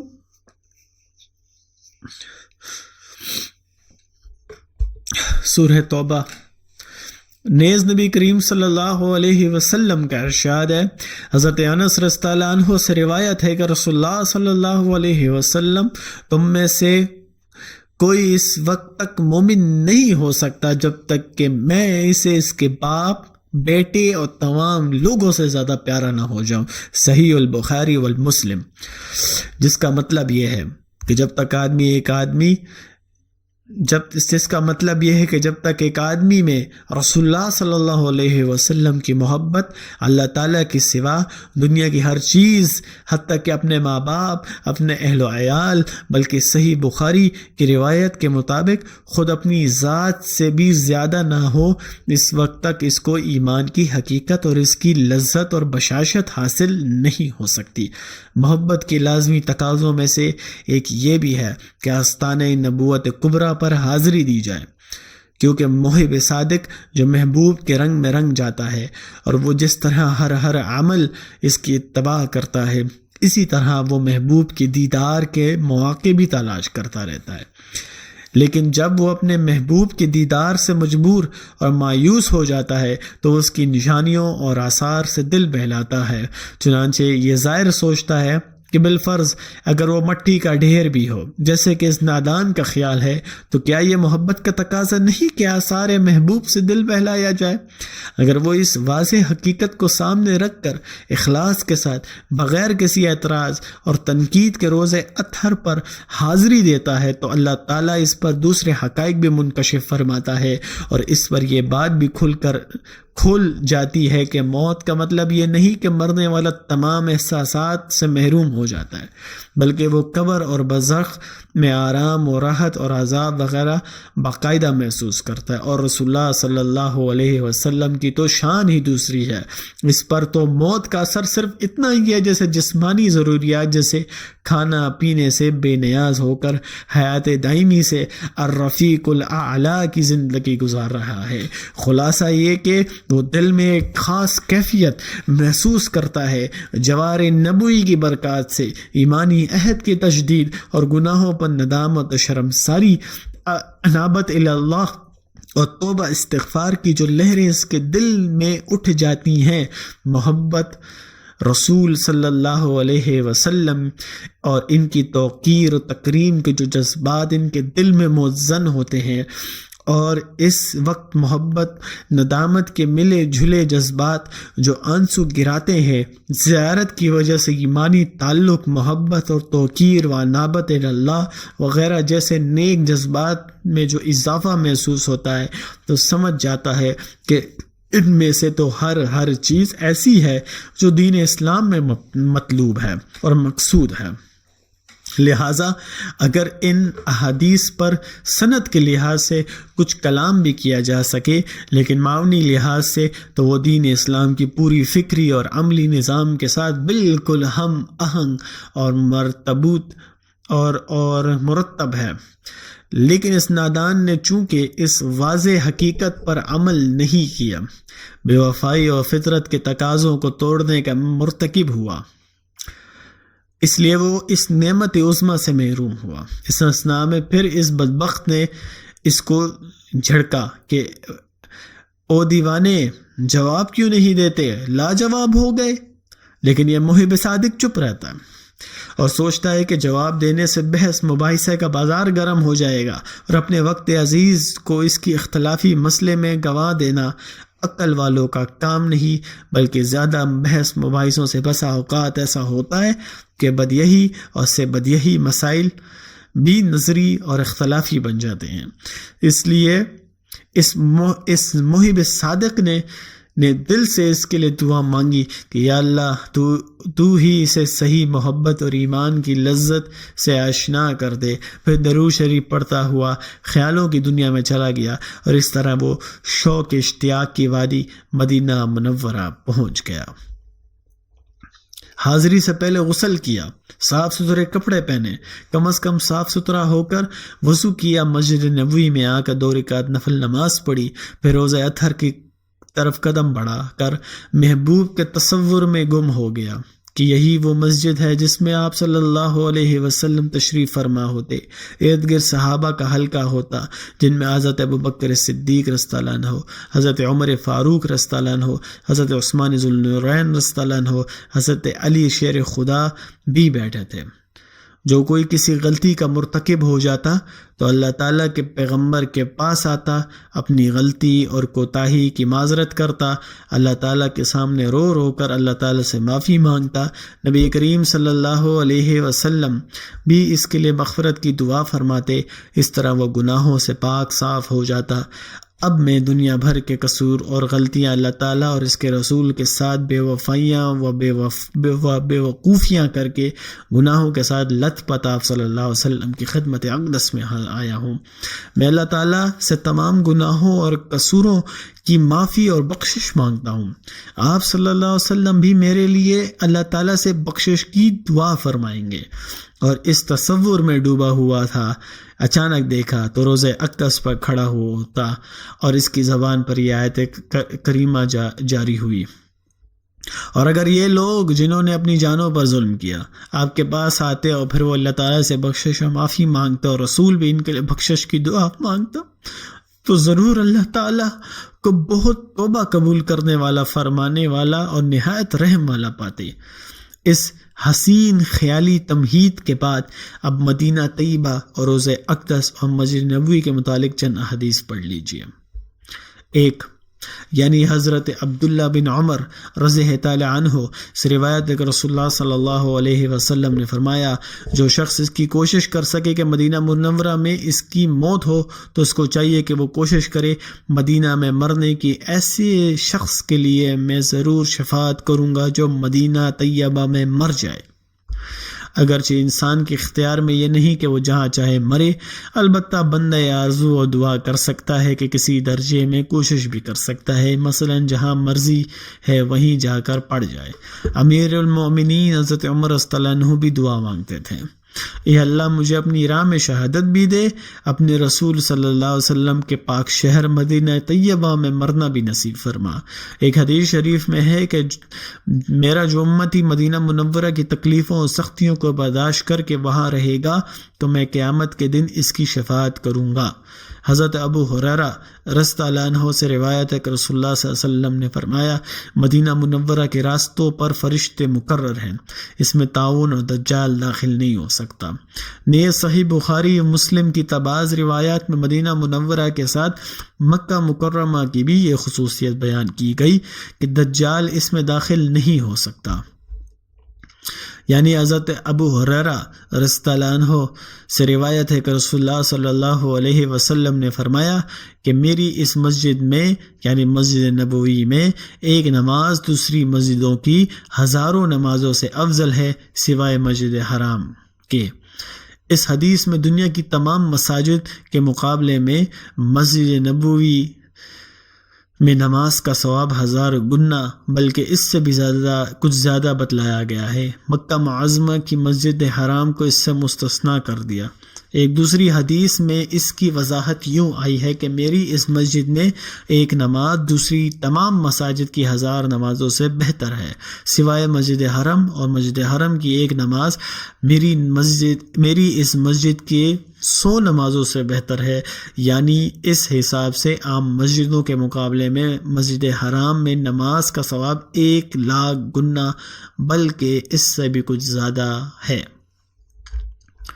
حضرت انس رضی اللہ عنہ سے روایت ہے کہ رسول اللہ صلی اللہ علیہ وسلم نے فرمایا، جس نے میری اس مسجد میں مسلسل 40 نمازیں پڑھی اور اس کی ایک نماز بھی فوت نہیں ہوئی تو اس کے لیے دوزخ سے اور عذاب سے اور نفاق سے برات اور نجات لکھ دی جائے گی۔ یعنی حضرت ابو ہریرہ رضی اللہ عنہ سے روایت ہے کہ رسول اللہ صلی اللہ علیہ وسلم نے فرمایا، میرے گھر یعنی حجرہ شریف میں جس میں اب تک نبی کریم صلی اللہ علیہ وسلم آرام فرما رہے ہیں اور ممبر کے درمیان جنت کے باغوں میں سے ایک باغ ہے، میرے ممبر میرے حوض پر ہے، یعنی آخرت میں میرا ممبر حوض کوثر پر ہوگا۔ حضرت سعد رضی اللہ عنہ سے روایت رسول اللہ صلی اللہ علیہ وسلم نے فرمایا کہ جو کوئی بھی مدینہ میں رہنے والوں کے ساتھ مکر و فریب کرے گا وہ ایسا گھل جائے گا جیسے کہ پانی میں نمک گھلتا ہے۔ حضرت عبداللہ ابن عمر رضی اللہ عنہ سے روایت ہے کہ رسول اللہ صلی اللہ علیہ وسلم نے فرمایا، جس نے حج کیا پھر اس نے میری قبر کی زیارت کی میری وفات کے بعد، تو وہ زیارت کی سعادت حاصل کرنے میں شخص کی طرح ہوگا جس نے میری حیات میں میری زیارت کی۔ اس حدیث کو حضرت حاتب رضی اللہ عنہ نے بھی نبی کریم صلی اللہ علیہ وسلم سے روایت کیا ہے۔ حضرت عبداللہ بن عمر رضی اللہ عنہ سے روایت ہے کہ رسول اللہ صلی اللہ علیہ وسلم نے فرمایا، جس نے میری قبر کی زیارت کی اس کے لیے میری شفاعت واجب ہو گئی۔ حضرت عبداللہ بن عمر رضی اللہ عنہ سے روایت ہے کہ رسول اللہ صلی اللہ علیہ وسلم نے فرمایا، جو شخص میری زیارت کے لیے آئے اور اس کے علاوہ اس کی اور کوئی نیت نہ ہو تو مجھ پر حق ہے کہ میں اس کی شفاعت کروں۔ حضرت عمر فاروق رضی اللہ عنہ سے روایت ہے کہ میں نے رسول اللہ صلی اللہ علیہ وسلم سے سنا ہے، وہ فرماتے تھے، جس نے میری قبر کی یا یوں فرمایا کہ میری زیارت کی، میں اس کے لیے شفیع یا گواہ ہوں گا۔ حضرت انس رضی اللہ عنہ سے روایت ہے، رسول اللہ صلی اللہ علیہ وسلم نے فرمایا، جو شخص مدینہ منورہ آ کر میری زیارت ثواب کی نیت سے کرے تو وہ میرے پڑوس میں ہوگا، میں قیامت کے دن اس کا سفارشی ہوں گا۔ نبی کریم صلی اللہ علیہ وسلم سے جانے کے بعد، دنیا سے جانے کے بعد ان کی جگہ کو خالی دیکھنا حضرت بلال رضی اللہ عنہ کے لیے مشکل ہو گیا، اس لیے ارادہ کیا کہ زندگی کے جتنے دن باقی ہیں جہاد میں گزاروں۔ جہاد میں شرکت کے لیے نکل گئے، ایک عرصے تک مدینہ منورہ لوٹ کر نہیں آئے۔ ایک دن خواب میں نبی کریم صلی اللہ علیہ وسلم کی زیارت ہوئی۔ آپ صلی اللہ علیہ وسلم نے ارشاد فرمایا، بلال یہ کیا جفا، بے وفائی و بے مروتی، کیا میری زیارت کرنے کا وقت نہیں آتا؟ یہ خواب دیکھتے ہی بلال رضی اللہ عنہ کی آنکھ کھل گئی، نہایت غمگین اور خوف زدہ تھے۔ فوراً اونٹ پر سوار ہو کر مدینہ منورہ روانہ ہو گئے۔ روز اقدس پر حاضر ہو کر زار و قطار رونے لگے۔ حضرت عبداللہ بن عمر رضی اللہ عنہ سے روایت ہے، رسول اللہ صلی اللہ علیہ وسلم نے فرمایا کہ جس شخص نے حج کیا پھر میری زیارت نہ کی، اس نے میرے ساتھ بے وفائی و بے مروتی اور میری حق تلفی کی۔ اس مسئلے پر پوری بحث شفاء القسم الفی زیارت الخیر الانام اور وفاء الوفا جلدوم اور اعلاء سنن کے جلد 10 میں موجود ہے۔ جو زیادہ تفصیل جاننا چاہے وہ اس مسئلے کو مذکورہ کتابوں میں پڑھ لے۔ نبی کریم صلی اللہ علیہ وسلم کی زیارت اور وہاں درود و سلام۔ بلا شبہ نبی کریم صلی اللہ علیہ وسلم کے روز اقدس کی زیارت اور وہاں آپ صلی اللہ علیہ وسلم پر درود و سلام پڑھنا افضل المستحبات اور بہت بڑی نیکی ہے، اور یہ آپ صلی اللہ علیہ وسلم کے ساتھ وفاداری کا ثبوت بھی ہے۔ اس میں کیا شک ہے کہ دیار مقدسہ میں پہنچ جانے کے بعد بغیر کسی عذر کے نبی کریم صلی اللہ علیہ وسلم کی زیارت کیے بغیر واپس لوٹ آنا نہ صرف آپ صلی اللہ علیہ وسلم کے ساتھ محبت کی کمی بلکہ بہت بڑی بے وفائی ہے۔ آپ صلی اللہ علیہ وسلم کے حق کی ادائیگی میں کوتاہی ہے، کیونکہ دور رہنے والوں کے لیے مکہ مکرمہ میں پہنچنے کے بعد مدینہ منورہ نسبتاً اتنا قریب ہو جاتا ہے کہ جیسے کسی شہر میں پہنچنے کے بعد اس شہر کے مختلف مقامات، اگر صوبہ سرحد کا کوئی باشندہ ہے جس کے والد کی قبر کراچی میں ہے اور وہ عمر بھر میں ایک بار 1000 کلومیٹر کا سفر کر کے کراچی میں کسی ایسی جگہ پہنچ جائے کہ اس کے والد کی قبر وہاں سے 40-50 کلومیٹر کے فاصلے پر ہو، پھر بھی اس کے دل میں اپنے والد کی قبر کی زیارت کا شوق اور ولولہ پیدا نہ ہو جائے، اس کی زیارت نہ کرے، تو ایسے شخص کے بارے میں یہی کہا جائے گا کہ واقعی اس کے دل میں اپنے والد کی کوئی محبت نہیں، یا بہت ہی کم ہے، یا اپنے والد کے ساتھ بے وفائی اور اس کے حق میں کوتاہی کرنے والا ہے۔ اسی طرح اگر کوئی ہزاروں کلومیٹر کا سفر کر کے حج کرتا ہے، لاکھوں روپے خرچ کرتا ہے، پھر بھی وہ بغیر کسی عذر کے صرف چند 100 کلومیٹر کے فاصلے پر واقع مدینہ طیبہ نہیں جاتا، تو واقعی اس کے سینے میں اپنے مہربان پیغمبر محمد الرسول اللہ صلی اللہ علیہ وسلم، جو ہم پر اپنی جانوں سے بھی زیادہ مہربان ہے، کی محبت بہت کم ہے۔ اور وہ آپ صلی اللہ علیہ وسلم کے ساتھ بے وفائی بے مروت تھی. آپ صلی اللہ علیہ وسلم کے حق میں ادائیگی میں کوتاہی کرنے والا ہے. اب آپ صلی اللہ علیہ وسلم کی زیارت سے متعلق چند آداب ذکر کرتا ہوں، ان کا خیال رکھیں. مدینہ منورہ اور روضہ اقدس کے آداب. نمبر 1، مدینہ منورہ کا سفر عشق محبت کا سفر ہے. یہ شوق و اشتیاق اور حبیب اللہ محمد رسول اللہ صلی اللہ علیہ وسلم کی وادی ہے. یہ سفر خوب ذوق و شوق محبت سے ہونا چاہیے. آپ صلی اللہ علیہ وسلم کی یہاں حاضر ہونا، لہٰذا پہلے سے زیادہ اور خوب ذوق و شوق سے درود سلام پڑھنا چاہیے. جب مدینہ طیبہ کی آبادی، مسجد نبوی کے مینار اور گنبد خضرا نظر آئے تو اس وقت زیادہ ذوق و شوق اور پوری محبت و رقت کے ساتھ درود و سلام پڑھنا شروع کریں. نمبر 3، سید الانبیاء کے محبوب شہر میں داخل ہوتے وقت پوری تواضع، عاجزی اور انکساری کی حالت ہو. اللہ تعالیٰ سے دعا ہو، یا اللہ یہ تیرے رسول تیرے حبیب کا محبوب شہر ہے. تیرے حبیب صلی اللہ علیہ وسلم نے تیرے حکم سے اس کو حرم قرار دیا ہے. اس میں میرے داخلے، میری حاضری کو ہر قسم کے شرور و فتن اور ہر قسم کے عذاب سے امان کا ذریعہ بنا. چلتے چلتے یہ دعا بھی کرتے رہیں کہ اے اللہ، اے میرے رب، اپنے جس فضل و کرم سے تو نے مجھے یہ مبارک دن دکھایا کہ میں تیرے حبیب صلی اللہ علیہ وسلم کے شہر میں داخل ہو رہا ہوں، اس فضل و کرم سے یہاں کی خاص برکتیں بھی عطا فرما. ان تمام باتوں سے میری حفاظت فرما جو یہاں کی برکات سے محرومی کا باعث ہوتی ہیں. نمبر 4، شہر میں داخل ہونے کے بعد سامان سفر وغیرہ کی حفاظت کا کوئی بندوبست کر لے یا ان کو ٹھہرنے کی جگہ میں رکھیں. نمبر 5، اگر شہر میں داخل ہونے سے پہلے غسل یا وضو، کپڑے بدلنے کا موقع نہیں ملا تو اب غسل یا صرف وضو کر لیں. صاف ستھرے کپڑے پہن کر خوشبو لگائیں. سب سے پہلے مسجد نبوی کی طرف سکون و وقار اور ادب و احترام کے ساتھ جائیں اور یہ تصور کریں کہ یہ وہ بلند مقام اور دربار ہے جہاں جبریل امین آتے تھے اور اللہ تعالیٰ کے نورانی فرشتے اور اس عالی مقام پر ادب و احترام کے ساتھ حاضر ہوتے تھے. یہاں وہ ہستی ہے جو قیامت کے روز ایسی حالت میں تمام اولین و آخرین لوگوں کے لیے شفاعت کرے گی کہ جس روز ان صلی اللہ علیہ وسلم سے پہلے کسی بھی پیغمبر فرشتے کو شفاعت کی طاقت و اجازت نہ ہوگی، اور ان صلی اللہ علیہ وسلم کے ساتھ لوح حمد کا جھنڈا ہوگا. یہاں انہوں نے خطبہ دیے ہیں، اعتکاف کیے ہیں، نمازیں پڑھی ہیں، پڑھائی ہیں، سجدے کیے ہیں، راتوں کو اللہ تعالیٰ کے سامنے روئے ہیں، گڑگڑائے ہیں، امت کی فلاح و نجات کے لیے آنسو مبارک بہائے ہیں. 6، مسجد نبوی میں داخل ہوں تو باب جبرائیل سے داخل ہونا بہتر ہے. ویسے جس دروازے سے بھی سہولت و داخل ہو سکتے ہیں، داخلے کے وقت بسم اللہ والصلاۃ والسلام علی رسول اللہ کہہ کر ظاہر و باطن کے پورے ادب کے ساتھ دائنے پاؤں پہلے اندر رکھیں اور اللہ تعالیٰ سے دعا کیجیے، اللہم اغفر لی ذنبی وافتح لی ابواب رحمتی کا، اے اللہ میرے گناہوں کو معاف فرمائیے، میرے لیے رحمت کے دروازے کھول دیجیے.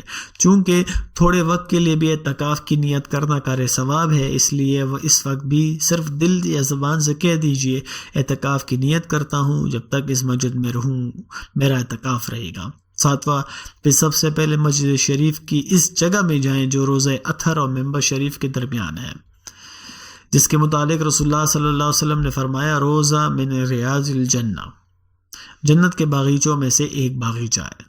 یہاں پہنچ کر اگر مکروہ وقت نہیں ہے تو 2 رکعت نفل یا تحیۃ المسجد پڑھیں. چاہے آپ کا دل اس عظیم نعمت پر شکر سے لبریز ہو، اس عظیم نعمت کے شکر میں اس ایک مستقل سجدہ شکر بھی کریں، دعا کریں. دعا میں یہ بھی کہیں اے اللہ، اے میرے رب، جس طرح تو نے ہمیں دنیا میں محض اپنے فضل و کرم سے یہاں تک پہنچا دی، اسی طرح ہمیں آخرت میں بھی نبی کریم صلی اللہ علیہ وسلم کی شفاعت کی فضیلت اور نعمت سے محروم نہ فرما، اور ہمیں آپ صلی اللہ علیہ وسلم کی جماعت اور گروہ میں آپ صلی اللہ علیہ وسلم کی جھنڈے کے نیچے جمع فرما، اور ہمیں آپ صلی اللہ علیہ وسلم کی محبت اور آپ کی سنت پر قائم رکھیے.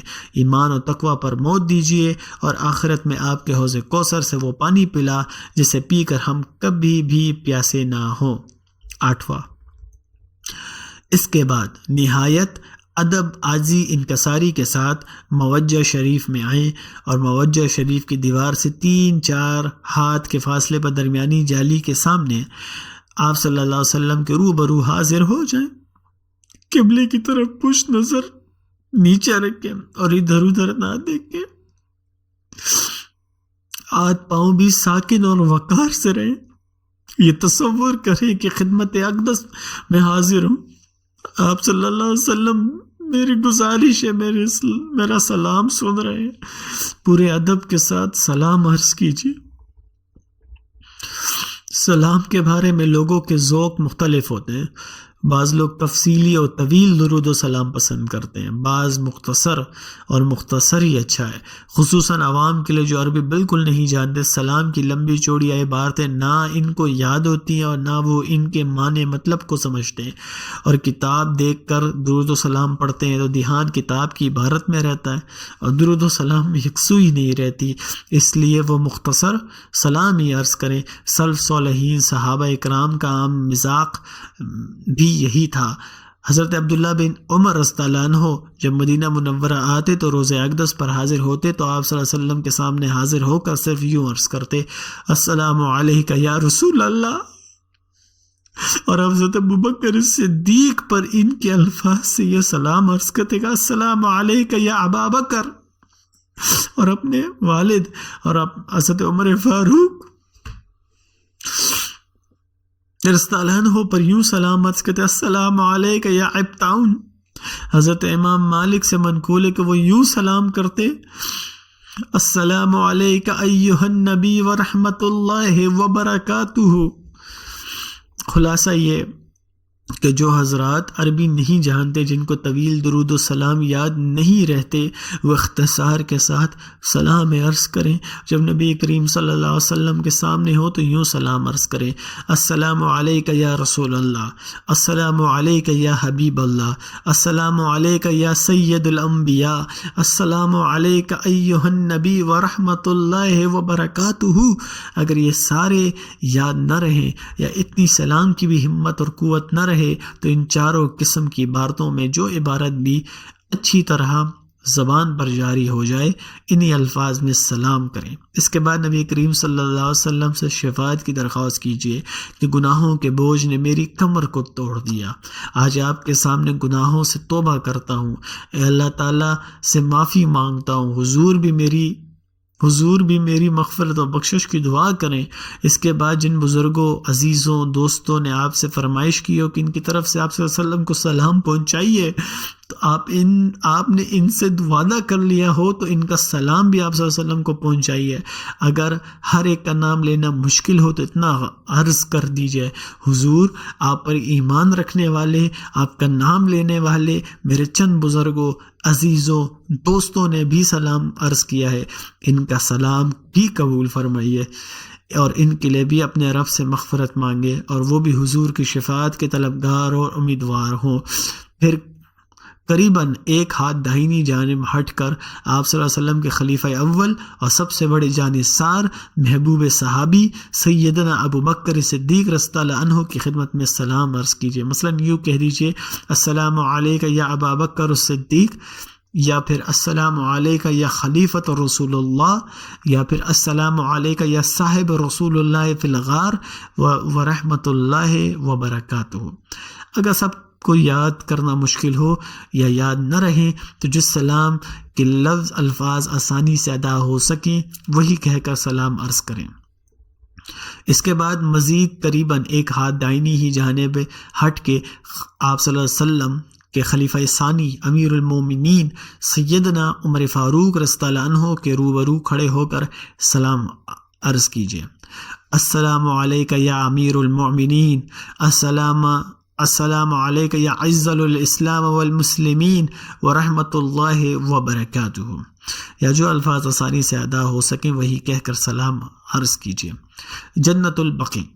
جنت البقیع مدینہ منورہ کا مشہور قبرستان ہے. یہ مدینہ منورہ میں مسجد نبوی اور روضہ اقدس کے بعد سب سے اہم مقام ہے. یہ مسجد نبوی سے بہت قریب ہے. رسول اللہ صلی اللہ علیہ وسلم نے خود اپنے مبارک ہاتھوں سے اس میں بہت سے صحابہ اکرام کو دفن فرمایا ہے۔ آپ صلی اللہ علیہ وسلم کی اکثر ازواج مطہرات امہات المومنین، آپ صلی اللہ علیہ وسلم کی صاحبزادیاں، اہل بیت کے بہت سے ممتاز افراد یہاں مدفون ہیں۔ حضرت عثمان ذو النورین، بہت سے جلیل القدر صحابہ، بے شمار تابعین، تبع تابعین، بہت سے ائمہ اعظام، اولیاء اکرام، میرے پیر و مرشد شیخ الحدیث حضرت مولانا محمد زکریا رحمۃ اللہ علیہ بھی یہی آرام فرما رہے ہیں۔ نبی کریم صلی اللہ علیہ وسلم مدینہ منورہ کے قیام کے زمانے میں یہاں بھی حاضری دیتے رہے۔ آپ بھی یہاں چاہیے اور ان کے لیے اپنے رب سے مغفرت و رحمت و رفع حاجت کی دعا کیجیے، اور ان کے ساتھ اپنے لیے بھی دعا کریں۔ اے اللہ، یہاں تیرے وفادار صالحہ بندے سو رہے ہیں، ان کی جن باتوں سے تو راضی ہے ان کا کوئی ذرہ مجھے بھی نصیب فرما۔ اے میرے رب، اگرچہ میرے اعمال ان جیسے نہیں بلکہ ظاہری و باطنی گناہوں سے آلودہ ہوں، لیکن تیرے ان سب بندوں سے مجھے محبت ہے، بس اسی محبت ہی کی برکت سے تو مجھے بھی ان کے ساتھ شامل فرما اور مجھے ایمان و تقوی پر موت نصیب فرما۔ مسجد قباء۔ نبی کریم صلی اللہ علیہ وسلم مدینہ منورہ تشریف لانے کے بعد سب سے پہلے جہاں قیام فرمایا، سب سے پہلے اپنے مبارک ہاتھوں سے جو کام کیا وہ مسجد قباء کی تعمیر ہے۔ قرآن مجید میں اسی مسجد کے متعلق اللہ تعالیٰ کا ارشاد ہے، البتہ وہ مسجد جس کی بنیاد پہلے دن سے تقوی اور اخلاص پر رکھی گئی ہے، وہ مسجد اسی لائق ہے کہ آپ وہاں جائیں اور اس میں نماز کے لیے کھڑے ہوں۔ خود نبی کریم صلی اللہ علیہ وسلم خود بھی مسجد قباء جاتے تھے اور اس میں جانے کی فضیلت بتلائی ہے، جس کا خلاصہ یہ ہے کہ جو شخص اچھی طرح وضو کرے، باوضو چل کر مسجد قباء میں آئے، 2 رکعت یا بعض روایات کے مطابق 4 رکعت نفل پڑھے، اجر و ثواب میں عمرہ کرنے کے برابر ہے۔ اور اگر فرصت ہو تو موقع ملے تو کم از کم ایک بار وہاں بھی جائے اور 2-4 رکعت نفل پڑھے اور دعا کریں۔ جبل احد وہ پہاڑ ہے جس کے متعلق نبی کریم صلی اللہ علیہ وسلم نے فرمایا، وہ ہم سے محبت کرتا ہے اور ہم اس سے محبت کرتے ہیں۔ اس پہاڑ کے دامن میں جنگ احد ہوئی تھی، جس میں خود آپ صلی اللہ علیہ وسلم بھی زخمی ہوئے تھے اور تقریباً 70 جان نثار صحابہ اکرام بھی اس میں شہید ہوئے تھے، جن میں آپ صلی اللہ علیہ وسلم کے محبوب شفیق چچا حضرت حمزہ رضی اللہ عنہ بھی تھے۔ یہ سب شہداء وہاں مدفون ہیں۔ نبی کریم صلی اللہ علیہ وسلم خود خاص اہتمام سے ان شہیدوں کی قبروں پر تشریف لے جاتے۔ مدینہ منورہ میں قیام کے دوران وہاں بھی مسنون طریقے سے سلام عرض کریں اور ان کے لیے اور اپنے لیے اللہ تعالیٰ سے مغفرت و رحمت اور رفع حاجت و فلاح و رضا کی دعا کریں، خصوصاً اللہ تعالیٰ اور اس کے رسول صلی اللہ علیہ وسلم کے ساتھ سچی وفاداری اور دین پر استقامت کے لیے دعا کریں۔ مدینہ منورہ میں قیام کے دوران کیا کرنا چاہیے؟ 1، انسان کی پوری عمر کا ایک ایک لمحہ بڑا قیمتی ہے۔ ہوشیار اور زیرک شخص وہ ہے جو اپنی عمر کے کسی لمحے کو ضائع نہ ہونے دے۔ عمر عزیز کا جو لمحہ ہاتھ سے نکل گیا وہ دوبارہ ہاتھ آنے والا نہیں، لہٰذا عمر کی جتنی لمحات اور گھڑیاں ملیں ان کو غنیمت سمجھیں، خصوصاً سال بھر کے اہم اوقات مثلا رمضان المبارک وغیرہ یا مقدس مقامات مثلا بیت اللہ شریف، مدینہ منورہ میں جتنے دن اور جتنی مدت ملے اس کے ایک لمحے کو غنیمت سمجھے اور اس کی پوری قدر کرنے کی کوشش کریں کہ جہاں تک ہو سکے مکہ مکرمہ میں زیادہ سے زیادہ وقت مسجد الحرم میں اور مدینہ منورہ میں مسجد نبوی میں گزریں۔ اس میں نفلی نمازیں پڑھیں، درود شریف کی کثرت کریں، قرآن مجید کی تلاوت کریں، جب مناسب موقع ملے سلام عرض کرنے کے لیے موجہ شریف جایا کریں اور پوری کوشش کریں کہ مدینہ منورہ کے قیام کی مدت ہر فرض نماز باجماعت تکبیر اولیٰ کے ساتھ مسجد نبوی میں ادا کریں۔ نمبر 3، اگر مدینہ منورہ میں 8-10 دن کے قیام کے لیے ملے، جیسے کہ عموماً آج کل اتنے ہی دن مدینہ منورہ کے قیام کے لیے ملتے ہیں، تو ان میں پوری کوشش کریں کم از کم 40 نمازیں مسجد نبوی میں جماعت اور تکبیر اولیٰ کے ساتھ ادا کریں۔ حدیثوں میں اس کی بڑی فضیلت آئی اور آپ صلی اللہ علیہ وسلم نے اس کے متعلق فرمایا، جس کا خلاصہ ہے جو شخص مسجد نبوی میں 40 نمازیں اس طرح پابندی کے ساتھ پڑھے کہ کوئی نماز بھی فوت نہ ہو تو اس کے لیے جہنم کے عذاب اور نفاق سے برات خلاصی لکھی جاتی ہے۔ مدینہ منورہ میں اگر بیماری، سختی اور ناگواری پیش آئے تو اس پر صبر کرنے کی بڑی فضیلت آئی ہے۔